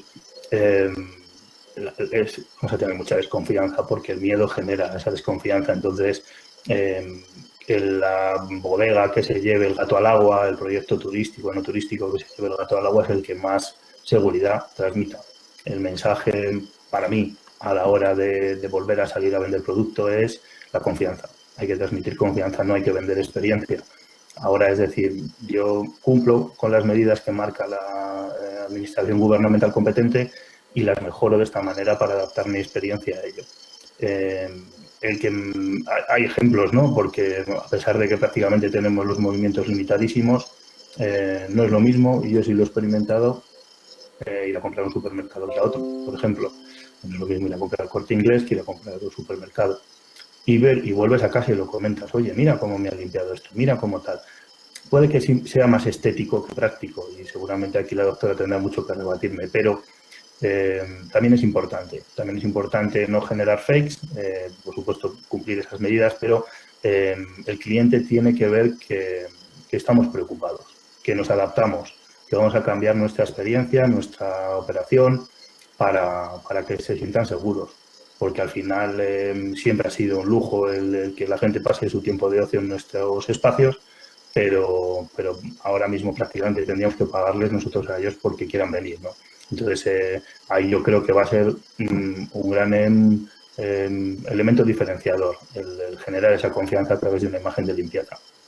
Por supuesto, las aglomeraciones se van a evitar. Esto es una obviedad porque va a ir impuesto por ley, como ya lo hemos visto en estos primeros fases de desescalamiento, pero aunque hay bodegas que hacen visitas para 50, para 60 personas, Cada vez son más las que ya estaban desarrollando esas experiencias slow, con grupos pequeñitos, con un trato personalizadísimo, con esa calidad absoluta, que además ahora es lo que se va a imponer y lo que se va a demandar, con lo cual esa adaptación estaba bastante fácil de hacer, ¿no? Adaptación al enoturismo, desarrollar más lo que ya tenemos o lo que ya se tiene. Mucho más viñedo y menos bodega, lo decía antes la doctora. No hay que pensar mucho, tenemos el terreno al lado del centro productor. Se tiene la suerte de tener las bodegas en el campo. Aprovechemos eso. Ya se hace muchísimo más, hay que potenciarlo. La ubicación rural es un lujo. Yo estoy en una ciudad con medio millón de habitantes y 600.000 con área metropolitana. Es más complicado. En un pueblo de 300, 400, de 1.000, de 2.000 habitantes, ya las medidas de movimiento que han puesto ayer o antes de ayer, menos de 5.000 habitantes, no tienen normas para salir a la calle ahora, no tienen horarios. ¿Cuántas bodegas hay en pueblos de menos de 5.000 habitantes? Eso juega a favor. Por supuesto, la profesionalización. Mucho me temo que los proyectos de bodegas enoturísticas que no estén profesionalizados lo pueden pasar mal, porque el abrirme de la manera que sea y como sea, que esto no lo critico, porque sé que cada uno hace lo que puede y además es muy loable y además tiene su punto de interés, bueno, puede ser un problema, ¿no? El hecho de que no haya áreas de enoturismo profesionalizadas específicamente pensadas para eso. Las experiencias van a ser kilómetro cero. Ya se hace. ¿Quién no pone el chorizo del charcutero de al lado? ¿Quién cuando pone su tapa para el vino? O el queso de la quesería que tienes enfrente. Pues claro que sí. Pero es que ahora es lo que se va a premiar. Lo que era una cosa natural ahora se va a convertir en una estrategia. Ya lo tenéis, ya lo tenemos. Es simplemente ponerlo más en valor, ¿no? La revisión de precios. Esa es una cosa que seguro que estáis pensando y yo también, y no haces más que darle vueltas, ¿no? ¿Qué haces? Subes el precio porque vas a tener menos gente y repercute en el volumen, bajas el precio para generar ganchos y lo bajas luego ya va a ser muy difícil volverlo a subir. Hay que analizar muy bien todas esas circunstancias. Necesito volver a meter gente a cualquier precio y luego cómo justifico otra vez la subida del mismo. En cualquier caso se impone una revisión. Probablemente el ajuste de la operación implique un coste de estructura que tenga que repercutir en el precio y en el markup del producto. Hay que verlo, ¿no? No os digo una cosa ni otra porque no lo tengo claro, ni siquiera yo con lo nuestro, ¿no? Pero bueno, está claro que se impone revisarlo también. Y ya por hablar un ratito de lo que nos ha pasado a nosotros y de lo que nos está pasando, brevemente os muestro lo que es Mega, el proyecto de Galicia, para el que no lo conozca, que Hijos de Ribera puso en marcha en la fábrica, en la única fábrica que tiene Estrella Galicia, donde produce toda la cerveza que se comercializa a nivel internacional, en el polígono Argala, en el centro de La Coruña. Los que sois de Valladolid, un polígono Argales, un polígono industrial que la ciudad, por su crecimiento, ha ido creciendo, ha ido comiéndose y donde sigue teniendo Estrella Galicia la fábrica desde el año 71. Ahí robamos 3.000 metros cuadrados a espacio de producción para convertir una antigua sala de calderas de cocimiento de mosto en un espacio experiencial de 3.000 metros cuadrados, 100% interactivo y 100% sensorial. Voy a ir pasando imágenes, pero lo que me gustaría es que os fijéis, o sea, que pongáis visión de coronavirus, en la nueva visión. No, o sea, que os parecerá bonito, ¿no? Me da igual, pero quiero que os fijéis en la gente tocando, oliendo, pegada la una a la otra. Es decir, cosas que dentro de un mes o dos, cuando podamos volver a abrir, van a ser impensables, es de donde venimos, es lo que hacíamos y es lo que estábamos buscando hacer, además. Entonces, os hablo de mi caso particular, de cómo nos toca reinventarnos para que penséis también vosotros cómo os va a tocar en vuestro caso. Aquí veis la entrada del museo y la recepción y taquillas y demás. Por aquí. Lo que veis abajo es a mi compañera Marta, que es la coordinadora general del museo, pues, poniendo una pulsera con RFID a uno de los visitantes. Todos los visitantes llevan una pulsera, o sea, ya está tocando directamente la compañera a la otra persona. Bueno, genera una experiencia interactiva personal que además se puede disfrutar en varios idiomas, varios contenidos, muy tecnológico, pero un problemón ahora mismo, ¿no? Lo que veis en el otro lado son gafas de realidad virtual en 3D, en el que el visitante tiene tapadas los ojos y la nariz y casi hasta parte de la boca por las gafas que comparte con el resto de visitantes que tenemos en el museo.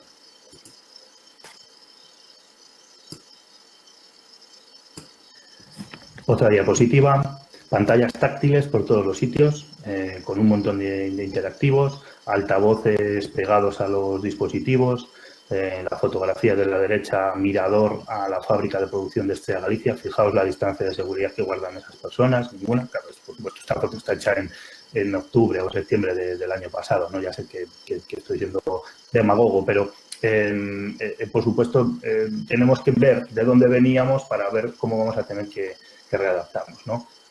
Una foto que en cualquier momento diría, joder, qué guay, cuánta gente están disfrutando, lo están pasando bien, ahora te da cosita, ¿verdad? O te da miedo, te preocupa, dirás, ¿cómo lo hago a partir de ahora? Talleres. Nosotros también tenemos un departamento que se llama Cultura de Cerveza dentro de la compañía, que se encarga de la generación de contenidos, la formación y la divulgación de la manera de hacer la cerveza de Estrella Galicia. Y dentro de Mega tenemos talleres de catas, por supuesto, talleres de materias primas. A mí esta parte me preocupa muchísimo. Son talleres a pesar de que la doctorante no lo ha puesto tan complicado, copas que se comparten, que se tocan, materias primas que se cogen del mismo recipiente, maltas, lúpulos, se huelen, se vuelven a dejar. ¿Cómo tenemos que hacer eso? O sea, hay que suprimirlo, hay que individualizarlo. Es muy complicado. Fijaos la distancia que hay en esa foto entre unas personas y otras. Hay que mantener una distancia de 1,5 metros entre cada uno. ¿Cómo afecta eso a la experiencia? Muy difícil, ¿no? Abajo, en la fotografía de la derecha, una colección de botellas de Estrella Galicia, con cajones que se sacan y se tocan también, del histórico de etiquetas. El meeting point en la entrada del museo, un atrio en el que se juntan los grupos, hay espacios muy angostos. Volvemos a otro problema, que es el problema de los aforos, cómo medimos los aforos, por sala, por volumen general, ese tercio o esa mitad que podremos hacer a partir de junio, ¿en qué está basado? No sé, son dudas que yo planteo que igual vosotros me ayudáis, porque de momento nadie me sabe responder, ¿no? La sala de calderas, que os hablaba antes, que es el origen del museo y las piezas más importantes del patrimonio industrial que tenemos, en el cual la gente prueba mosto de cerveza, prueba cerveza verde, igual que podemos hacer una cata en rama o una prueba directamente de tanque o de depósito en cualquier bodega, con espacios donde se tocan común, botoneras, grifos, etcétera, etcétera. Y, por supuesto, arriba una zona de degustación para más de 300 personas, que es el final de la experiencia, o casi el final, porque el final es la tienda de la experiencia del museo, pero donde la gente comparte espacios, donde comparte mesas. Es decir, aquí sí nos ponemos ya no solo en la parte turística y museográfica, sino nos ponemos la chaqueta de hosteleros, porque también tenemos una zona de degustación que es un bar muy completo en la parte de arriba, ¿no? Ahí estáis viendo, yo creo que eso era una foto de un evento nocturno más que tuvimos noviembre, diciembre, para 180 y tantas personas a la vez. Inviable ahora mismo, inviable dentro de 4 meses, probablemente también, no lo sabemos, pero eso es lo que buscábamos y lo que desarrollábamos y lo que vamos a tener que cambiar, ¿no? Lo que veis en la fotografía de la derecha es un set de degustación que todas las personas que pasan por el museo prueban de nuestras cervezas. Vasos o bandejas que no se lavan o no se lavaban específicamente, más que se limpiaban por encima, tal. Los vasos, por supuesto, siguen lavacopas. Tengo que suprimir ese set porque está en contacto. ¿Cómo lo tengo que lavar? Es una madera. Es que cuando bajas al particular de cada una de las experiencias, piensas que las tienes que rehacer completamente todas. O por lo menos te entra ese pánico, esa alerta de ser más papista que el Papa, ¿no? Así es donde estamos nosotros. Esto es lo que hacíamos y donde veníamos. ¿Cómo? Pues, bueno, pues siendo la casa de Estrella Galicia, abierta después de 114 años para que la gente que no conozca nuestra historia la conociera, en una marca muy querida, como sabéis, muy valorada a nivel nacional, con muy buena imagen de marca y muy buen posicionamiento en sector, en el único centro productor de que tenemos, la única fábrica que tiene Estrella Galicia, donde se hace toda la cerveza. Como decía antes, el primer museo de cerveza de España. Son inputs para decir, proyectazo, 100% experiencial, como habéis visto, 100% interactivo, 100% la historia de lo que somos. Casi 40.000 visitas en los 7 meses que hemos podido estar abiertos, desde junio del 19 hasta el 13 de marzo, pues este mes y medio, casi, o 2 meses y medio de 2020. ¿Y ahora qué? O sea, no es que fuésemos como motos, pero estábamos cogiendo velocidad de crucero. Hablando de cruceros, por cierto, 400.000 cruceristas, no, perdón, 180.000 cruceristas en Coruña todos los años, de los que ya teníamos cerrados 70 cruceros, todos abajo. Entonces, bueno, ¿ahora qué? ¿Qué tenemos que hacer ahora? ¿Cómo te reinventas después de solo 7 meses de apertura? ¿Cómo ayudas a tu compañía? ¿Cómo haces algo para que sea útil, ¿no? Pues bueno, le estamos dando vueltas. Esta es la diapo que ha puesto al principio Jorge, pero que ahora tiene sentido dentro del discurso, en el cual nosotros nos hemos marcado unos vectores estratégicos de reapertura, que veremos cuándo los podemos implementar, de qué manera y luego en qué fases de la desescalada podemos ir integrándolas una por una, ¿no? La primera, la más importante, la seguridad.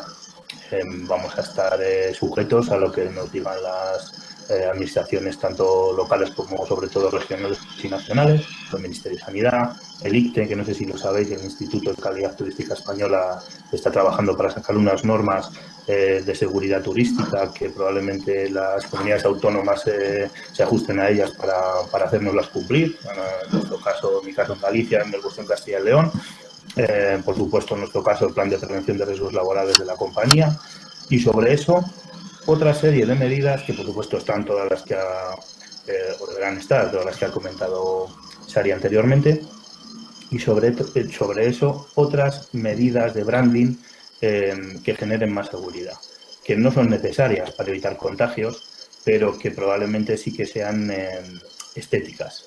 Hemos descartado los cacharros estos de ozono, que por supuesto seguro que a todos vosotros os han intentado vender también, porque no tiene sentido y además son barbaridades. Hay siempre vendehumos que intentan aprovecharse de estas épocas tan complicadas, pero sí que vamos a poner termómetros de un escáner de temperatura para los usuarios cuando vayan a entrar. Vamos a vinilar el suelo para marcar medidas de seguridad. Prohibiremos toda venta en taquilla. Solo ya se hacían bastante, el 68% aproximadamente de los tickets que vendemos en Mega son online, porque tenemos una plataforma bastante maja de venta online. Ahora el 100%, no vamos a despachar nada en taquilla, no va a haber transacción económica ninguna, ni con tarjeta, ni con dinero, ni con nada. El que quiera comprar tiene que comprar a través del móvil o del ordenador y ahí tiene todo su proceso de compra para bajarse su passbook. Por supuesto, reducción de aforos. Haremos la mitad de lo que nos marquen lo que nos marque el gobierno, ¿no? Si es un tercio, si es la mitad, nosotros lo ajustaremos más todavía. ¿Esto qué nos supone? Bueno, pues hacer un ajuste de estructural importante. Cosas que antes no hacíamos tendremos que hacer todos. Un ajuste de las experiencias. Mega se visitaba con visita libre, con visita guiada. Ambas visitas convivían. Había talleres cruzados, había programación cultural. Ahora solo vamos a hacer visitas guiadas para un número muy reducido, con aforo controlado, con hora marcada y probablemente con un kit que se les entrega al principio en el que vaya todo lo que vayan a necesitar en la visita sin tener que tocar nada más, excepto los interactivos que limpiaremos antes y después. Complicado, sí, tenemos que testarlo, sí. Puede que no funcione, seguramente también. Pero tenemos que intentarlo. Es el momento de repensarse. En estos momentos es cuando le das vueltas a lo que estabas haciendo mal, porque has tenido que arrancar así y un poco por la necesidad has ido tirando y ahora es el momento de ser más eficientes y más eficaces con todo, probablemente, ¿no? Revisión de horarios también, si se ajustan a lo que estábamos haciendo o no. Por ahí van los tiros, ¿no? Pero luego también se nos abren oportunidades bajo nuestro punto de vista. Ya estamos muy en contacto con experiencias kilómetro cero de Coruña, del área metropolitana de Coruña, de Betanzos, de la Reserva de la Biosfera de las Mariñas Coruñesas, incluso de Ribeira Sacra, de Rías Baixas, para poder generar paquetes. Yo creo que ahora es un momento muy importante y en el sector del vino es más sencillo de lo que parece, aunque nunca hemos sido capaces de crearlo y comercializarlo, la creación de paquetes para dar las experiencias muy cerraditas y con el lazo puesto. La gente va a pedir eso, va a pedir experiencias distintas, de kilómetro cero y muy de terreno, muy de naturaleza. En el mundo de las bodegas lo tiene facilísimo. No es fácil, nada es fácil, pero es mucho más fácil que montarlo en otro tipo de territorios, ¿no? Nosotros teníamos un plan comercial marcado con una hoja de ruta a 3 años, luego revisable estratégicamente. Se nos ha caído abajo. Os lo decía antes, llegaban los cruceros 10 días después, el día 23, llegaba el primer crucero después de casi un año trabajando con consignatarias, con turoperadores, con las navieras, yendo a ferias, a Berlín, a Miami, para conseguir traerlos. Y que caen todos. Pues nos reinventamos. ¿Dónde vamos? ¿A dónde va a ir la gente? Al alojamiento rural, al DMC, al minorista, a los guías, cosas que nos quedaban por hacer, que estaban más adelante dentro del plan, pero que lo reajustamos. Cuando se vuelva a activar todo lo demás, si se reactiva y vemos cómo se reactiva, volveremos a por ello. Pero el ejercicio es eso, es un ejercicio de resiliencia, de aguantar, de reinventarse y al final, y por supuesto, con nuestro proyecto de ser más sociales.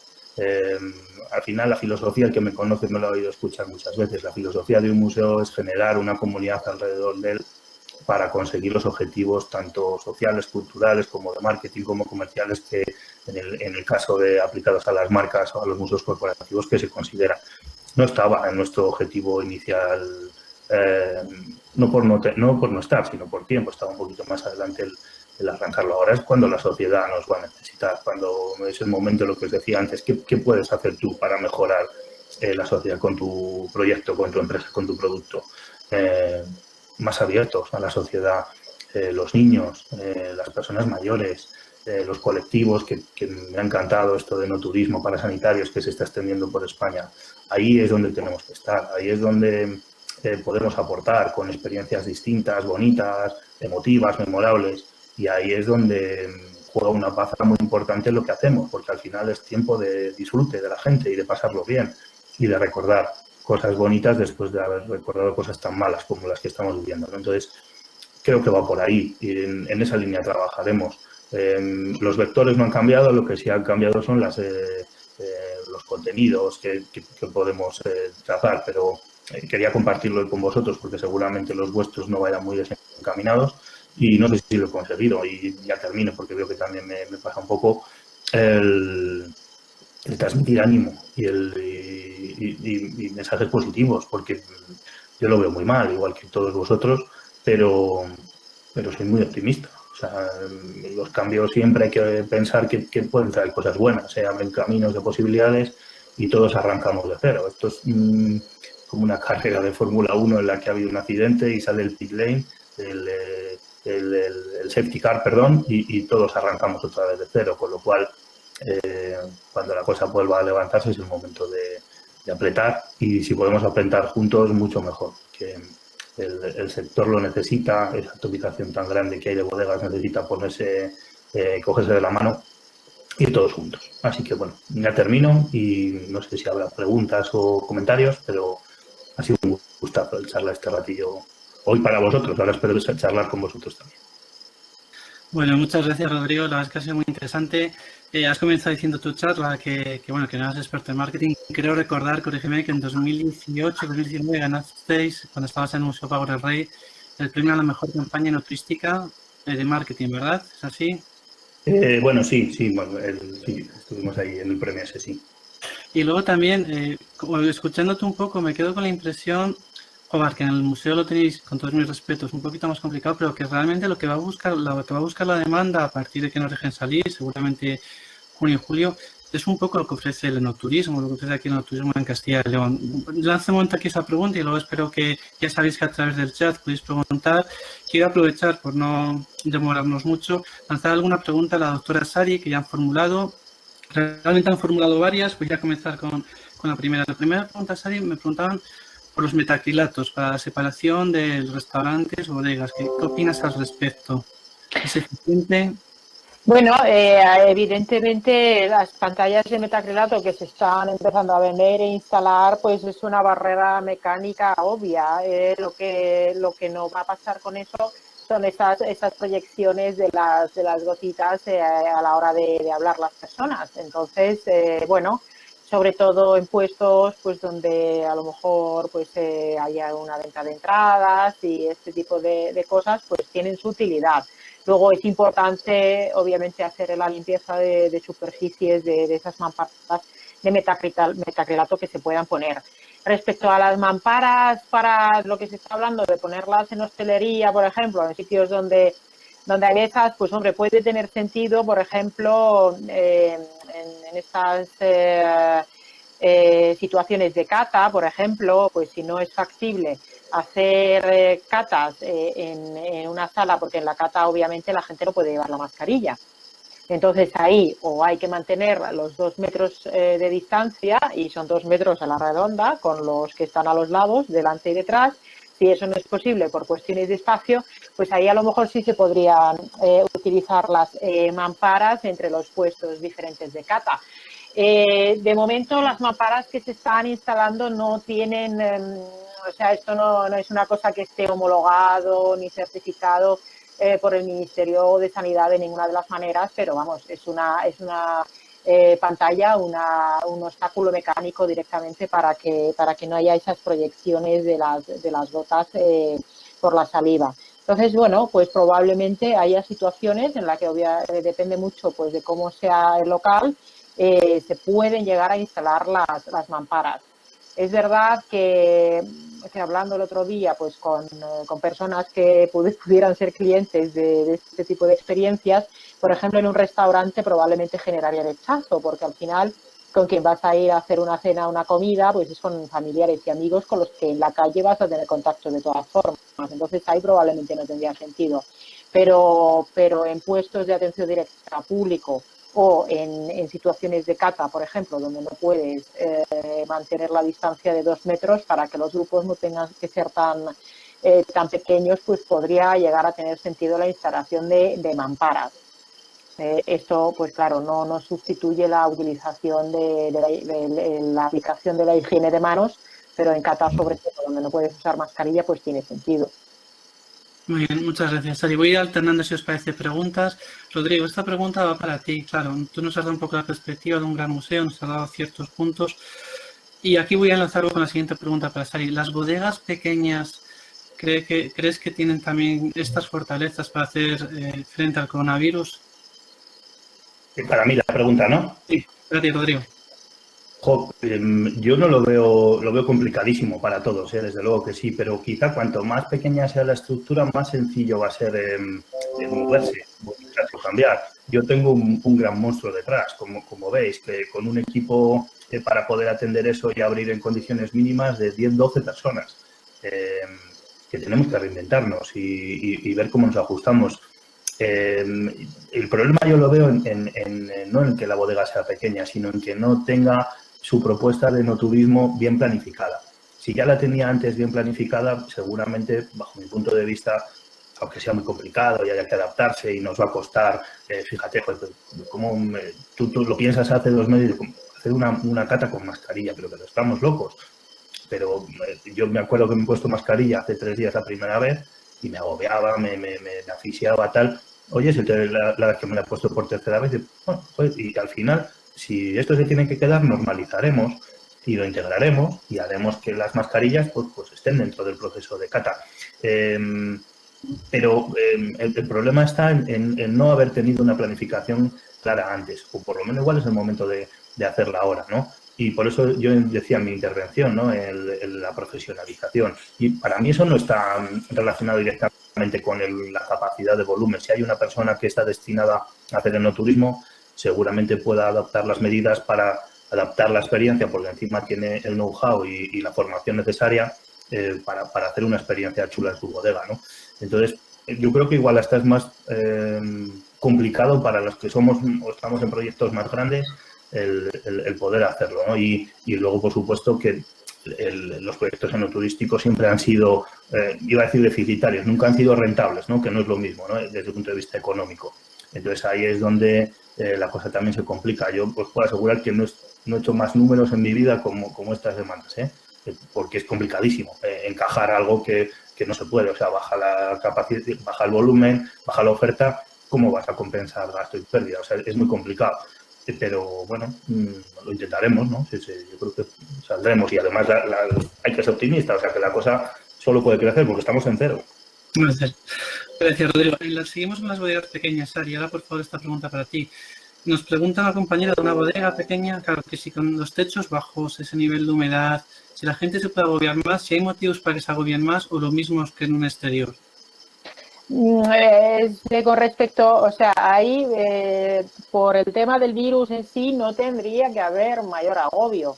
Ahí lo que habría que transmitir es que los trabajadores y las personas que entran en esa zona de la bodega pues llevan las medidas de seguridad, que llevan a cabo sus medidas de higiene de manos, que llevan siempre mascarilla al entrar y por supuesto que hay también entrar pues los visitantes siempre con la mascarilla. Es decir, no tendría por qué haber mayor sensación de agobio de que vaya a entrar el virus y sobre todo pues si es un sitio pequeño pues es óptimo para individualizar las visitas y hacerla en grupos pequeños para evitar las aglomeraciones. Pues si tiene que ser incluso de uno en uno o de dos en dos, estableciendo muy bien los turnos de visita, pues se van a evitar esas aglomeraciones y las entradas de gente.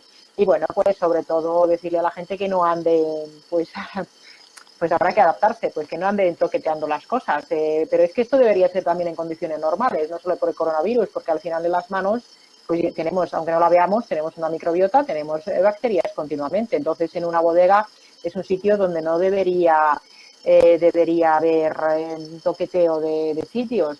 No tendría por qué ser un problema mayor con la utilización de las mascarillas y de la higiene de manos, desde mi punto de vista. Quizás allí, o sea, yo desconozco si ese ambiente, pero quizás allí sí se podría utilizar lo que comentaba de los sprays de aceites esenciales. Porque, o sea, eso siempre y cuando desde el punto de vista de la producción no interfiera, que lo desconozco, Pero ahí el tema de un aerocide, por ejemplo, o el aceite, el spray purificante, que es que se huele a limpio, huele bien y además es eficaz para acabar con el virus, pues se pone. Pues notará usted que huele a eucalipto, pues huele a eucalipto porque el aceite esencial de eucalipto está científicamente demostrado que puede inactivar los virus respiratorios. Esto siempre y cuando por las circunstancias de la producción no interfiere, obviamente. Entonces, ahí a lo mejor se podría aplicar esa medida que además, aunque lleve mascarilla la persona, pues va a notar el olor y va a decir, bueno, pues no hay virus porque lo han matado con el aceite. Entonces, no tendría por qué ser necesariamente un inconveniente en esta situación. Vale. Rodrigo, una pregunta que creo que es muy difícil para ti, pero bueno, te ha tocado. Has dicho que llevas durante las últimas semanas haciendo muchos números, tanto la doctora como tú y todo el mundo, ¿verdad? Que también lo está recomendando que tenemos que ir a esas visitas más limitadas. Claro, la pregunta es, ¿van a salir las cuentas? No. La respuesta es muy fácil, no salen. No salen porque, claro, es normal, o sea, no nos salen a nosotros, no les salen a los hosteleros, no salen en ningún lado. Si los proyectos están hechos para hacer un markup de precio de experiencia por volumen de visita, si de repente reduces ese volumen, esa capacidad a la mitad o a un tercio, y no puedes bajar el coste de estructura, el vino no va a costar menos, la cerveza no va a costar menos, la amortización del proyecto no va a costar menos. Evidentemente no salen, pero yo creo que ahora, y lo digo, es fácil que lo diga yo, que tengo un músculo de una empresa grande detrás, probablemente esta reapertura, esta primera fase, este salir, igual no tenemos que mirar tanto el número, sino el generar confianza, que es lo que os decía antes, ¿no? Es decir, que vengan como sea, visitas para dos. Por supuesto que seguramente ni son viables en una situación normal, es decir, no te planteas hacer, o sí, no lo sé, depende de cada uno, pero a mí no me salen, números negativos. Habrá que compensar de otra manera o luego recuperar o ver dónde nos metemos. Metiendo tijera toda la estructura que se puede, que es muy poca, porque prácticamente todo el personal que nosotros tenemos es personal fijo, metiendo tijera a todos los costes que puedes, que habéis visto ese monstruo de 3.000 y pico metros cuadrados, lo que come al mes, ¿no? En todos los sentidos. Bueno, pues aún así no salen las cuentas, claro que no, pero al final, desde el punto de vista de que yo manejo, es una herramienta de marketing. Entonces, sí es verdad que como tiene un PIG y unos ingresos y unos gastos, hay un objetivo real que es llegar al break-even, llegar al punto de equilibrio. Pero en momentos como este, a las empresas tampoco les dan cuentas, ni a la mía, ni a ninguna de las bodegas que están aquí. Entonces, bueno, en una situación tan complicada, yo creo que es el momento de generar confianza, nada más.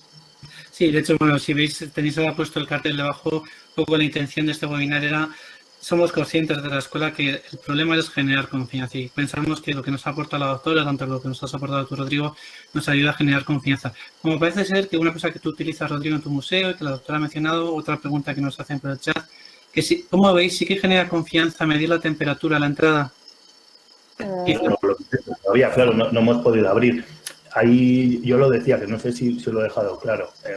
Hay unas medidas que son las preventivas, ¿no? Saria, y corrígeme cuando meta la pata, que son las obligatorias para evitar contagios.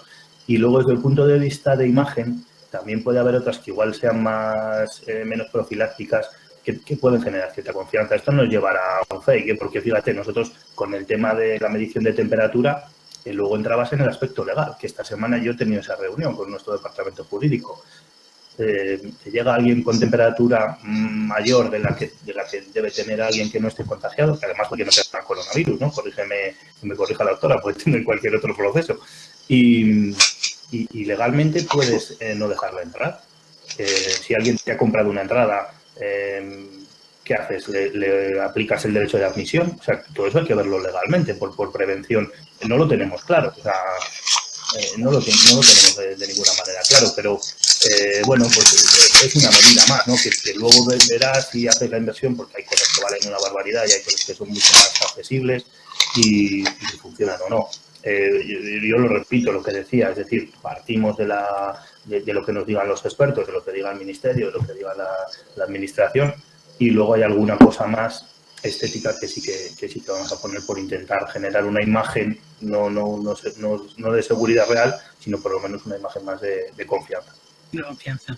Sí, eso de la dermometría, las máquinas para medir la temperatura, pues bueno, al final todo depende un poco del relato, de cómo lo presentes, ¿no? O sea, las cosas, una cosa son cómo son las cosas y otra cosa es cómo las cuentas y cómo las vendes, ¿no? Entonces, efectivamente, por un lado hay un cierto intrusismo que se puede percibir de una forma negativa, pero habrá otra gente que lo perciba diciendo, ay, mira cómo se preocupan. Pero realmente, por otro lado, puede generar una cierta falsa sensación de seguridad, en el sentido de que van a ser probablemente muy pocas personas en las que se detecte una elevación de temperatura, porque si uno ya tiene fiebre, pues ya no debería estar allí, porque la gente suele notar cuando tiene una elevación de la temperatura.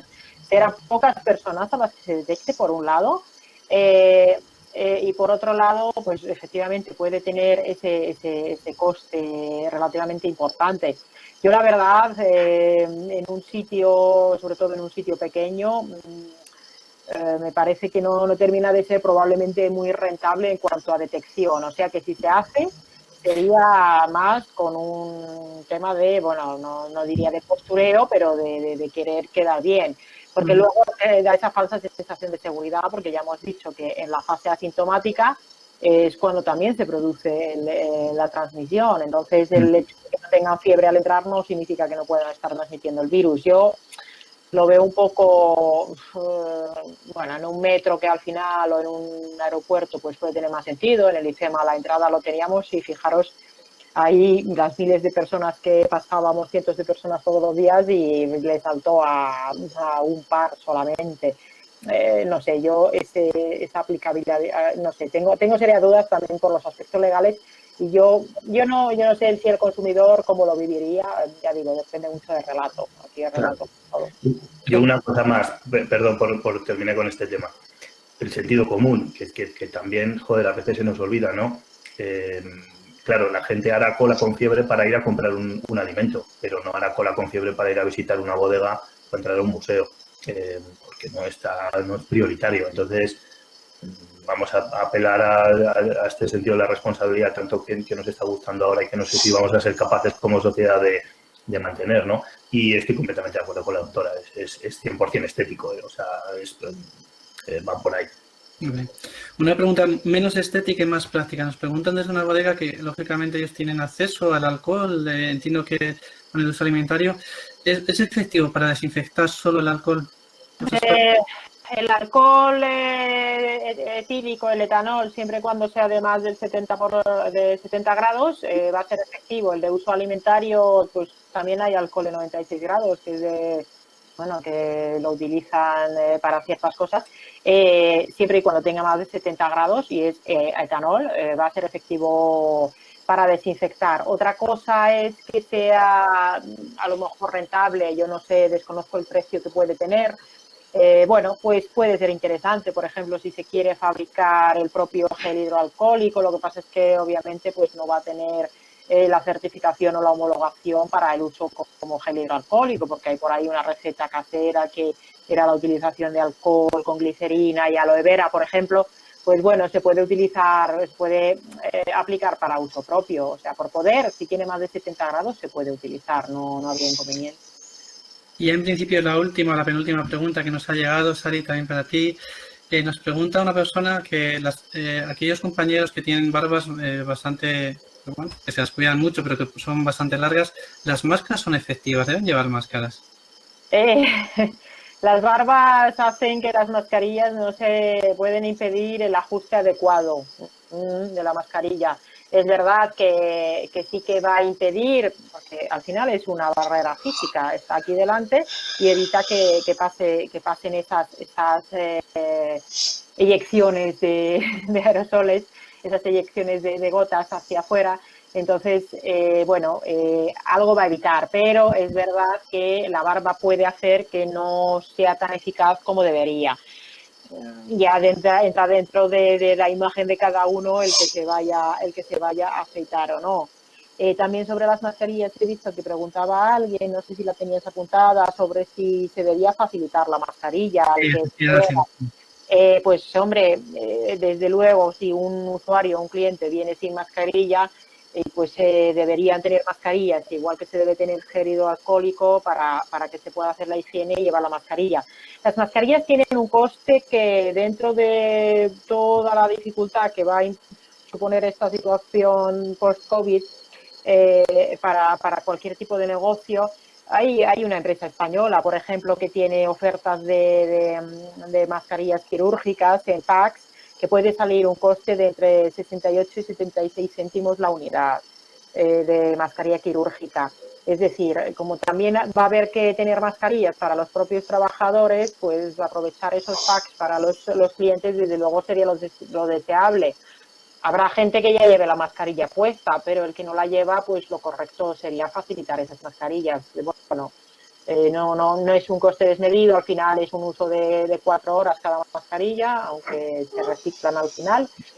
Porque si viene un usuario y lleva su propia mascarilla, pero imaginemos que es una mascarilla de elaboración casera, por ejemplo, pues a lo mejor no tiene la misma eficacia. Entonces, lo correcto desde el punto de vista de salud pública sería facilitarlas, pues a lo mejor se puede hacer incluso una compra centralizada o lo que sea, cuanta más cantidad se compre, y parece que las mascarillas han venido para quedarse, pues más se amortizará esta inversión. Muy bien, yo quería aprovechar en lo que no sé si se va a entrar la última pregunta y agradecer a todos los que habéis asistido, hemos sido puntuales, nos hemos alargado un poquito, espero que haya sido vuestro interés. Agradecer especialmente a la doctora Sari Arponen, que nos ha hablado además con una experiencia vital muy cercana desde IFEMA, por supuesto a Rodrigo Burgos, que aunque le tengamos lejos, le seguimos sintiendo muy cerca. Y también pues, a Víctor Vergel, que aunque no le hayamos visto, está por detrás controlando que todo funcione bien. Bueno, pues gracias a los tres que esto ha podido salir adelante. Recordar a todos los asistentes que tanto las presentaciones que han hecho Rodrigo y Sari estarán colgadas en la web y así como sus vídeos. Y emplazaros también, pues si queréis, a ya el último webinar que haremos, porque esperamos que a partir ya del 19 de mayo nos podamos ver mucho más las caras, un webinar donde estaremos las 3 escuelas de enoturismo que hay en España, la Escuela de Cataluña, la Escuela de La Rioja y nosotros. Lo haremos el 19 de mayo también a las 6 de la tarde. Así que no me queda de verdad que agradecer a nuestros ponentes, a Víctor Vergel por su aspecto técnico y a todos los asistentes. Mucha suerte. Yo creo, si me permitís un minuto y enlazo con lo que ha comentado Rodrigo, creo que el enoturismo en Castilla y León, dentro de las dificultades que estamos pasando y de las que nos quedan por pasar, tenemos unas fortalezas que ahora mismo otras regiones de España no tienen. Yo soy optimista, creo nosotros a través del Welcome Castilla y León ya hemos recibido algún mail esperanzador, alguna reserva para julio y agosto. Yo espero que a septiembre y octubre, si no hay un rebrote, Sari, crucemos los dedos que no lo haya, septiembre y octubre, que vivamos una situación diferente y que, por supuesto, enseguida esta situación favorable suba a La Coruña, Rodrigo, y llene tu museo. Así que nada, todos invitados y ojalá lo celebremos con un buen vino y una buena cerveza todos juntos, ya, pero físicamente cuando se pueda. Pues muchas gracias a todos, de verdad. Un abrazo y mucho ánimo. Muchas gracias. Adiós.